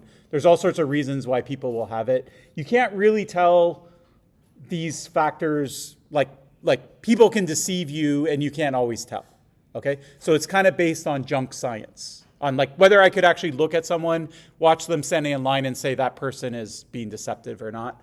And then a lot of people felt it was racist. So there was a bunch of indicators that would, like there was some stuff about like shaving beards and things like that seemed very targeted at Middle Eastern travelers. So those were the three reasons. So the reason this was published was because they actually felt it was wrong. But it's good to question it. So this is after they had some like a congressional hearing or something like that. So one of the experts was a psychologist, and she said humans do barely better than 50% chance in trying to guess whether someone's being deceptive. There's no great variations in individuals' ability to detect deceptions. In other words, someone that has no training and someone that has a lot of training, they're not going to perform any better at determining whether someone's deceptive or not. So cops or custom agents are no better than anyone else. There aren't a lot of clues that someone is being deceptive. Okay, so the things that they're looking for, like sweating and their Adam's apple and whatever, like those aren't really actual signs of deception, and it's easy to misread. Okay, so there's other reasons why people could be stressed, nervous, or discomfort. And so, yeah. The other thing you could look at is say, well, how successful was it?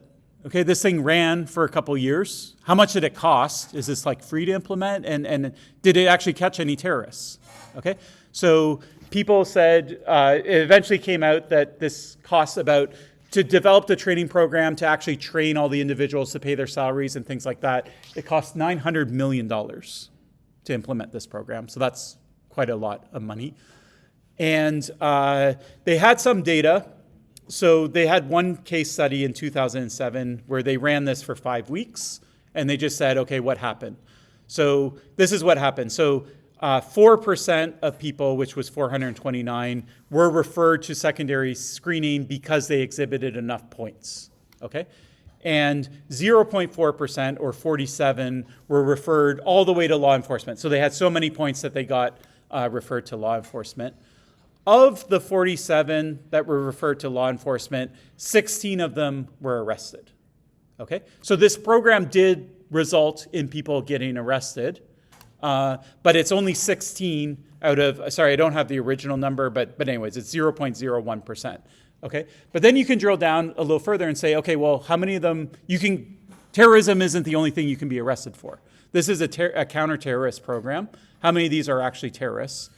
And the answer is, well, 14 were arrested because of immigration issues. One was because they were drunk. One was either because they had drugs or were intoxicated with drugs, I'm not sure. And exactly 0 of them were terrorists. Okay? So this basically looked like a program for, it was implemented under the guise of catching terrorism, but it wasn't actually catching terrorism, and they were running it because they were worried about illegal immigration. Okay, so that was sort of the net conclusion of it. But anyways. Okay, so you make it past the pre-screening. Now, are we ready to go through security yet? So yeah, now we're finally ready to go through actual security. Okay, so what does security look like? All right, so it's going to be a search of you as your person and whatever items you're carrying that you didn't check. Okay, so you lost your big luggage, but you might have like a carry-on or a knapsack or something like that. Okay. Okay, first off, what do I take off of you in terms of ID? So in Canada, you show your boarding pass again. Again, this is sort of a convenience way. It's about tracking you to see that you made it to security. But your passport is not checked in Canada at this point. Okay, so just to pause and note that nobody's checked your passport yet. If I check in online, I don't have a checked luggage, so I just go straight to security. The person at the front of the line checks my boarding pass. Now I'm at security, they're only checking my boarding pass, okay? I haven't shown my passport to anyone yet, okay? Just keep that in mind. But anyways, that's what's being checked, okay? Who's the person doing the checking? So this is a government agency. In Canada, it's called the CATSA. In the US, it's called the TSA, okay? Now, the reason I bring this up is because there are different law enforcement, they're all part of law enforcement, but they have different objectives, okay? So CATSA are really concerned about the safety of the plane, okay? They're not the same as the border. When you go across the border, those are also law enforcement agents, right? But they're concerned about border things, which we'll get to. And they're not, none of these people are like the Montreal police or the RCMP, okay? Those are also law enforcement agents, but they have different concerns, okay? They all work together, and there will be like different kinds of law enforcement present at an airport, but they do have different objectives. Okay, when they search you and your items, what does that look like? So let's start with your items. What does it mean to look at your items? Like electronic items, wallets, aside in a tray. Yeah. That it's easy to screen you to the X-ray machine. Okay, so you drop your items into a tray, and then where does the items go after that? Okay, so it goes through a scan. What's that scan? What's a scanner? Okay, so it's an X-ray. What does an X-ray do? These are dumb questions. I'm just getting the information out. What's an X-ray let them see? Basically, what's inside your bag without opening the bag up. Okay, then it comes out the other end. Then what happens? So usually one of two things. Either they return it to you, or they pull it into a separate container, and then they might open it and look at it themselves, okay? So your items will basically be subjected to some sort of X-ray scan, which is trying to see inside the bag, and then it could be a personal, like, opening up of it, okay? What about you as a person? Okay, so there's a metal detector you go through. What's it looking for? It's in the name, but it's looking for any metallic items, okay? That's why you get rid of your keys and stuff out of your pocket. Is there anything other than a metal detector? Okay, sorry, not what they're looking for, but ways of searching you. So one is the wand. Okay, so they have a wand. How's the wand different than a metal detector? Okay, so it is a metal detector as well, but is there some reason why you couldn't get all the metal off of you and into the bucket? Okay, yeah. So you maybe I had like surgery and I broke my arm and I have metal in my arm, right? I can't take that out of my body and put it there. Okay, so I'm setting off the metal detector. So what the wand does is it tries to find where exactly the metal is, and then there might be like some sort of pat down or something like that. Okay, so we have metal detectors, either the ones that you walk through, full body. We have the wands, and going along with the wands, there's like some physical touching to feel. Yeah. Okay. Anything else? What about the one that you walk in and you stand like this and it like kind of whirls around? Okay, so it's an X-ray, yeah, exactly. So it's not a metal detectors and X-rays are different things. So metal detectors just look for metal. An X-ray actually looks inside you. Okay, now it's a shallow X-ray, so it's only basically trying to look under your clothes. Okay. So they call them nudie scanners because you get like a nude picture of the person. I don't say they, when I say they, I mean like critics of security. Here's another policy thing. The person that looks at the scan of your body is not allowed to see your actual person. So they have to be in a separate room somewhere else just for a privacy standpoint. So they're just looking at like the scans of people's bodies, but they're not actually looking at the actual person standing there. Okay, anything else? So there's security cameras, sure. Anyone have any other experience like at that stage? Okay, a dog is one. So sometimes they walk around with dogs. They smell your bags. They smell your person. So that's another one. You also check for liquids in bags. Okay. So when they inspect your bags, there's what they're looking for. So we'll get to that in a second. But now I'm just trying to see what methods do they use to find stuff. Yeah, so electronics also, but forget about, we'll get to that, that's next slide, like what they're looking for, but how are they looking? Yeah. So we have X-ray, metal detector, wand, dogs, pat down, there's one more. What if you don't have a dog, but you want to do effectively what a dog does? What does a dog actually do? Okay, so it does very sensitive chemical testing. What's the dog actually looking for when it smells you? Okay, so you might think drugs. Now, remember, this is CATSA. Can you blow up a plane with drugs? No. They don't care about drugs. Who cares about drugs? RCMP, right? Or border. They care about drugs. If TSA finds drugs, are they referring you to law enforcement? 100%. Okay? But that's not what they're looking for.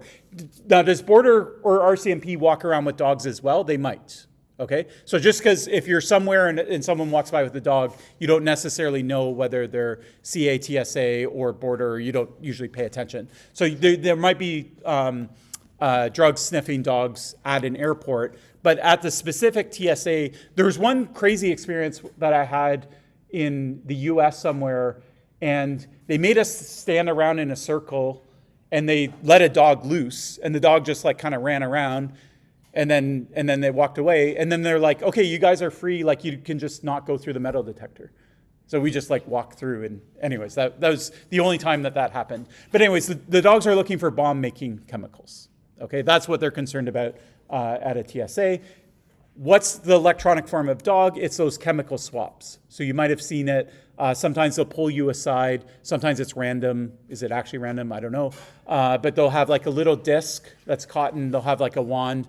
They'll rub it on your hands. They might rub it on your knapsack, like the handles and things like that. They'll put it in a machine. The machine will look for residue of like explosive materials, and then it will either say yes or no. Okay, so these are the metal detectors. This is the X-ray. This is the pat down. This is manual inspection, dogs, and this is what the sort of chemical thing looks like. Okay, now what are they looking for? So that's how. So what are they looking for? So this is the actual official list from the Canadian government. I won't read it all, but I'll give you the gist of it. So like guns and firearms related to that, like a stun gun or something like that, a knife or a tool that could cause injury or a blunt object, anything that's explosive, things that you might be carrying that could be explosive, but you might still want to carry them, like an aerosol or a gel or a liquid. And here, are you allowed to have a liquid on a plane? Yes, you are, but just in small quantities, okay? So why can you only have liquid under 100 milliliters? So the idea is that you could make a bomb out of a liquid, but 100 millimeters wouldn't be a big enough bomb to do anything damaging. If like there are 5 people going together, so 100 is 500. Sure. So save that thought, okay? Does that mean you can't get more than 100 milliliters of liquid on a plane? We'll save that thought for a second. But anyway, this is the policy. Acid, compressed gases, that kind of stuff, or like organic, like mold and that kind of stuff you can have as well. Again, with a limit. Okay, I flashed that too soon. Okay, could you ever take more than 100 milliliters on a plane? You can read the restriction here. Yes. Okay. So during transit from duty free, you can take. Okay. So one thing you might do is you might purchase something at duty free. So say you buy a bottle of liquor It could be over 100 milliliters. Usually in this case, it's sealed. By the duty free, it has like a seal on it, and then you are sometimes allowed. Can you necessarily go through security with it? So that is questionable. Okay, so normally the duty free would be after security. So you're already in the secure zone. Then you can go on a plane with liquids that you purchase within the security load zone. Sometimes they'll give it to you on the plane. And sometimes if you're transiting, like say I buy it in Canada, I fly to France, I get off the plane in France, and now I'm trying to go to Germany, and I have a connecting flight, and I have to go through security again, they might reject it, even though it's sealed and things like that, if they don't recognize the country it's from. So yeah, so it's possible, but maybe not. It may or may not work. Okay, you could have friends, you could collude with other people. Okay, so you can have lots of people, and you can bring more than one bottle. So the restriction says that it all has to fit in 1 liter, but you can have like a couple bottles of things that are under 100 milliliters. Are there any exemptions to this rule? Okay, so medicines usually wouldn't be this much. That could possibly be one. All right, I have kids. I travel with kids. One exemption is breast milk or formula. Okay, you can actually travel with as much as you want. Okay, there's no limit on how much you travel with. All right, so could I make a bomb that looks like breast milk and bring 5 liters onto a plane? I could. Okay, there's nothing actually stopping me. Anything else? All right, does anyone wear contact lenses? Okay, contact lenses to clean them, you have these like contact lens fluid. I don't know why. Okay, don't get mad at me. I'm just reporting what is the case. But usually these contact fluid bottles are big. Okay, and so there's an exemption for that. So you can bring a big bottle of contact lens fluid. If you don't believe me, you can read this fun article called Things He Carried. So this is Bruce Schneier. He's kind of a famous security, like kind of knowledge mobilizer. And this article is about a bunch of things that he did. He took a journalist on an airplane ride, and he's a critic of a lot of airport security. He thinks it's security theater. It's there to make us feel good and feel like we're safe, but it doesn't actually make things safer. And so, for example, some of the things he did was he printed out a fake boarding pass. He changed the priority boarding so they could board first. He changed the TSA pre-approval so they could do the pre-approval. Another thing he did is he brought some contact lens fluid just to show that you could do it. So this is what the article says. It says, Schneier carried 2 bottles labeled saline solution. So they weren't even official bottles. It was just a bottle that had I imagine masking tape with saline solution written on it or something like that. 24 ounces, so I can't do the conversion in my head, but it's way above the limit in total through security. Now the officer, they didn't say you can't board with it, but they did say, why do you have 2 bottles? Why not 1? And he said, well, I have 2 eyes. So 1 for each.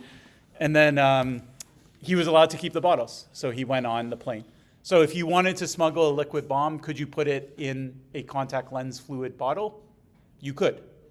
Okay. Another thing that's looked at are electronics. Okay, what's the concern with electronics? Why do they care? Why do you have to take your laptop and put it separately from your bag? Why can't you just leave it in your bag? Sorry, say it louder though. Okay, so part of the reason is it could screen things. So because it's an X-ray, the X-ray can't see through the laptop. So it could be hiding other things that's in it. There's another reason. It kind of looks like a bomb. Okay, not the explosive part of the bomb, but at least the electronics of the countdown and all that, or you trigger it, remote trigger it with a cell phone or something like that. So often they want it separate for 2 reasons. One is it doesn't screen things in the bag. Second thing is they want to be able to turn it on and make sure it's actually a laptop. Yeah. Okay, so that's the basic check. If they're ever suspicious about your laptop, they'll make you turn it on. Could you actually have a bomb in a laptop and still have it turn on and boot up? There's a lot of space in laptop. Yeah, laptops are huge, especially in old school, like ThinkPad. Sorry to all the ThinkPad people, but yeah, exactly. How big of a thing do you need to just do a boot up screen, right? Like a little Arduino chip or something like that. Like it could be like this big kind of thing. And then you have lots of space left over for your bomb. What about shoes? Why do we take our shoes off? Because in the sole you can add maybe drugs or bomb material. Okay, so there could be some sort of bomb or something in the sole of the shoe. Okay, it's actually because somebody did it. Somebody once got a shoe, they put a bomb in it, they got it on the plane, they took their shoe off, they were trying to light it, and the person that was sitting beside it said, "Why is this person trying to light their shoe on fire?" They wrestled them and they got the bomb before it went off. And then, a week or a month later, I forget how long, then now everybody has to take their shoes off. Okay? And still, not in Canada. So in Canada now, I think you don't have to take them off, but when you fly to the US, you still have to take your shoes off. Okay? So Schneier would say, we defend against what the terrorists did last week. So someone tried to put a bomb in a laptop, now we all pull our laptops out. Someone tried to put a bomb in our shoe, now we all take our shoes off. But what they're not doing is they're not actually trying to find bombs in an effective way. They're just trying to react. They're trying to make people who read the newspaper articles about shoe bombs feel better about flying by making everyone take their shoes off. That's the criticism. This is the actual shoe itself and what it looked like. More of a mountain boot, maybe. Okay, what's next? So now we've made it through security. Where are we off to next? Okay, so there's the waiting room. We'll get on the plane. Let's say I'm flying to the US from Montreal specifically. Where do I go?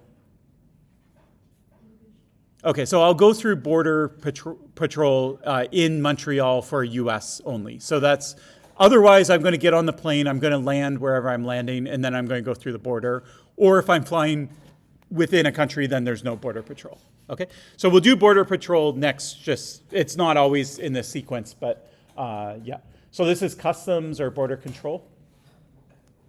Okay, so it's obviously only for international travel. It could be before landing or after landing. They will check your ID. So this is the first time that you will have to show your passport. Someone will look at your face, they'll look at your passport. But you generally don't have to show your boarding pass. I suspect that on their computer system they have that information anyways. And sometimes they ask for it. They can technically ask you for anything. Border Patrol are different. This is CBSA in Canada. They are law enforcement, like they look like police, they have guns and all that type of stuff, they're wearing a uniform, but they're technically a different agency and they care about different things, okay? So the main thing that they care about are, terrorism's not really a concern, but it's sort of like, why are you coming in the country? What are you bringing with you? Those are essentially the two things, okay? So things that are controlled at a border are large amounts of cash, any kind of like drugs or anything that's illicit, any substance that's not illegal but is regulated. So it could be like medications or things like that. Weapons. So some weapons you just can't travel with. Some weapons you can travel with, but you have to have a registration to go with it. And food items. Why food items? Why do they care about food? Because they can carry like bacteria, like you can take an apple which is infected and you can destroy the complete US harvest of that. Okay, yeah. So there are certain like biohazards that are present in certain countries and they haven't reached another country, and so the country wants to restrict the ability, like insects or things like that, from going across the border. By the way, there's a good reality TV show called Border Security, I think, and it's set in Canada, and it's basically just follows around these border agents, and you see that like a lot of the stuff they deal with is like food and like things like that. Okay, so some items you strictly cannot take across a border. Some things you're allowed to, but you have to declare it. So you have to say, I am traveling with this, and then you might have to pay duty, or you might have to fill out some forms. And so you're allowed to do it, you just can't go through without declaring it. So that's up to the different laws. Now, let's say they pull you aside. Okay, they don't like your answers or whatever, and they pull you aside. You basically have no rights. Okay, you don't have a right to a lawyer, and they have the right to do whatever they want. They can search all of your luggage. They can look at your phone. If you watch this reality show, you see a lot of cases where maybe somebody's, they're coming into Canada because they want to work, but they don't have a work visa. And so the agent will say, give me your phone. and they'll take their phone, and then they'll go in the back office and they'll start going through the phone, reading the emails. They'll see, oh, this person phoned somebody in Canada. Then they'll call them up and just say, hey, I work at Border Services. We have this person. They're standing here. Do you know why they're in the country? And the person will say, yeah, like they're coming to work for me, right? And so that like they can do any. There's no limits to what their investigation looks like. Okay. And if you refuse to unlock your phone, like there's a password on it, then you can be criminally charged, and then it would go to trial. Yeah. So anyway, so the search is like full, and they can detain you arbitrarily for as much time as they want, and things like that. You have some right to refuse, but in general, I mean, the one option is you can just go back. You can just leave and not try and cross the border. But then you often would not be allowed to cross the border at any time in the future. Or you might have a 10-year ban or something like that. So, yeah. Okay, so that's border. Now we're ready to go on the flight itself. Is there anything that's checked when you actually board on the flight itself? Just the boarding pass. Okay, so if you're flying internationally, I'm going to correct you, they actually check your ID as well. So they'll say, make sure your passport's open to your photo page. You probably heard that message. And they check your boarding pass. So what are they, first off, who is it? Who's this person here? Are they law enforcement? Are they CTSA? Who are they? Okay, they're the airline themselves. So this is Air Canada or whatever you're flying. When they check your border pass, what do they do with it? They usually scan it.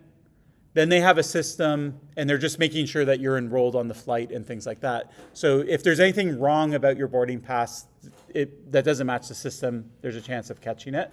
Then they check your ID, and they make sure that you are the person that the ticket is issued to.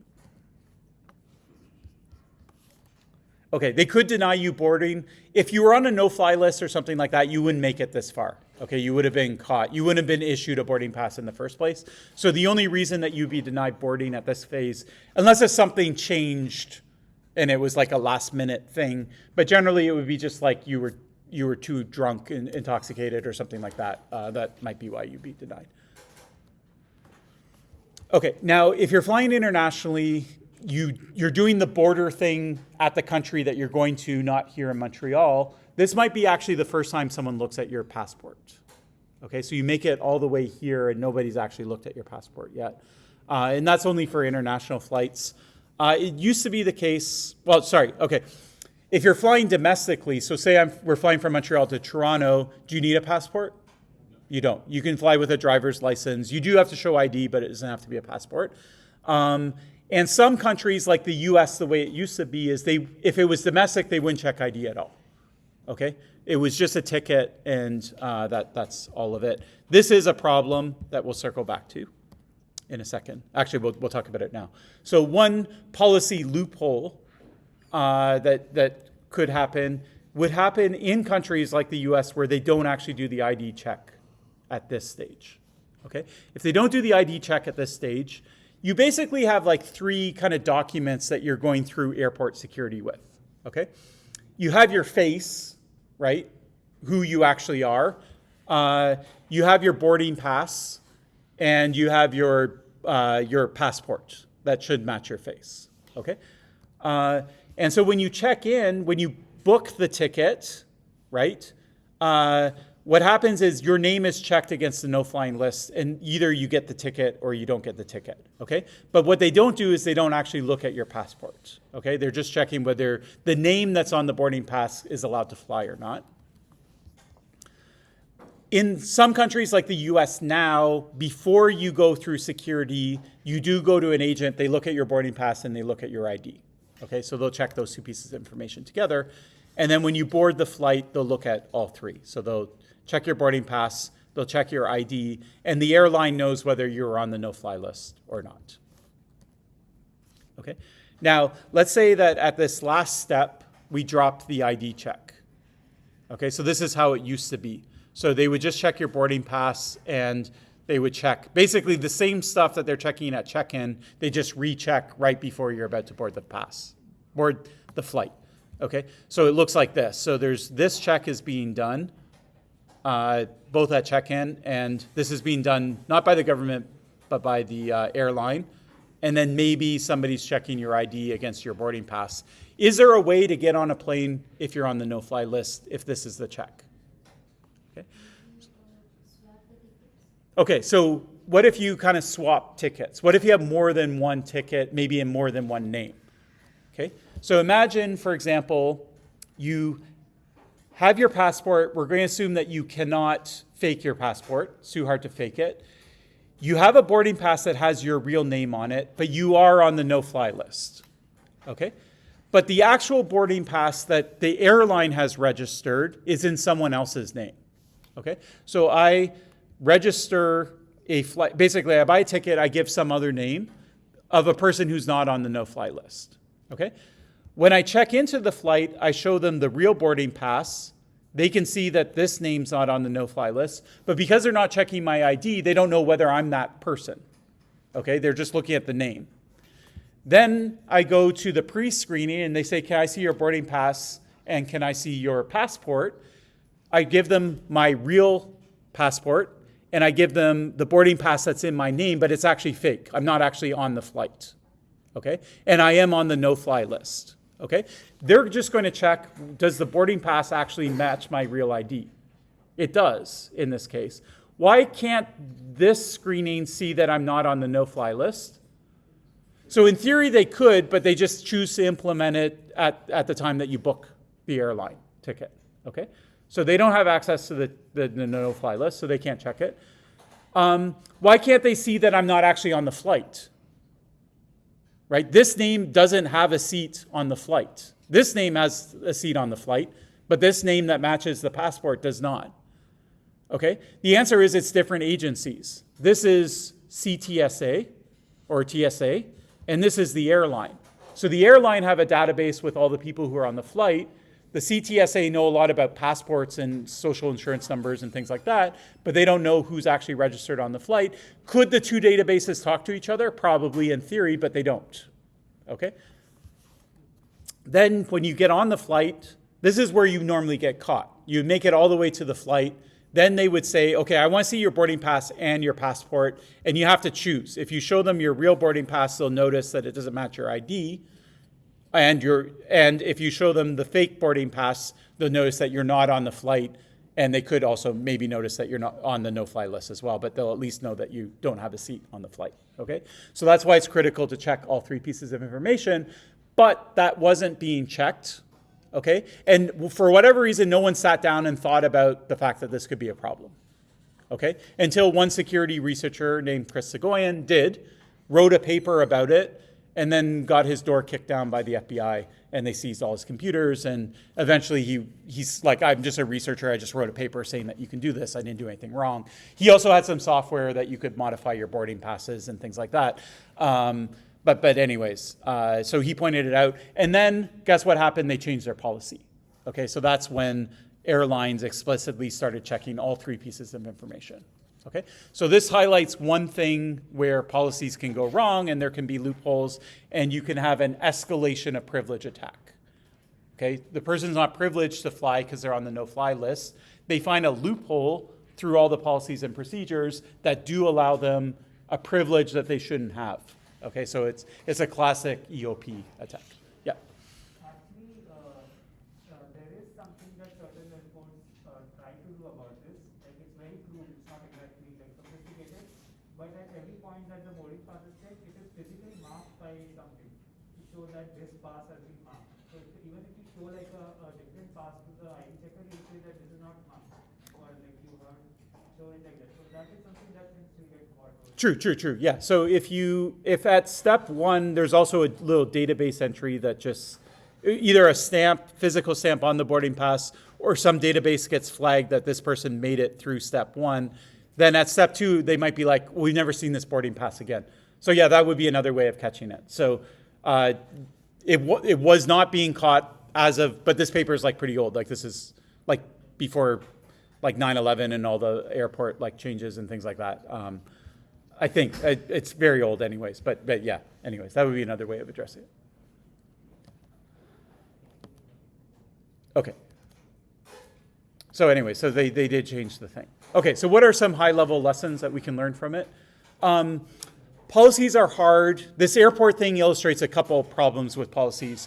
One thing is when you have multiple organizations that are involved, that's where there's likely to be loopholes. Okay, there's no information sharing. Some people are checking some things, some people are checking some things. You're hoping that the totality of everything gets checked across the three people, but you don't know that it's being consistently checked across them. So we saw there's airlines, there's the CEA, TSA, there's the Border Patrol, there's the CIA or whoever manages the no-fly list. So these are all different organizations, and not everyone can access all of these things at the same time. Another thing is that just people don't study policies. Okay, so, as students, you'll take a lot of courses on like finding, like, can you tell whether something's malware or not? Or could you look at a piece of software and figure out if there's some sort of buffer overflow, right? But we don't sit around saying, gee, I wonder if like airport security has a policy flaw in it, right? Or when you call customer service for an organization, I wonder if there's some way that you could get privileges that you're not supposed to have, okay? But attackers think about this, okay? Attackers, you attack the system the easiest way possible. And a lot of times the easiest way is through some sort of policy loophole. And then this also translates, not that you care, but it kind of translates into research as well. So as academic professors, we write lots and lots of papers about malware detection and finding flaws in software and static analysis and dynamic analysis. And this might be the first policy paper, right, ever written.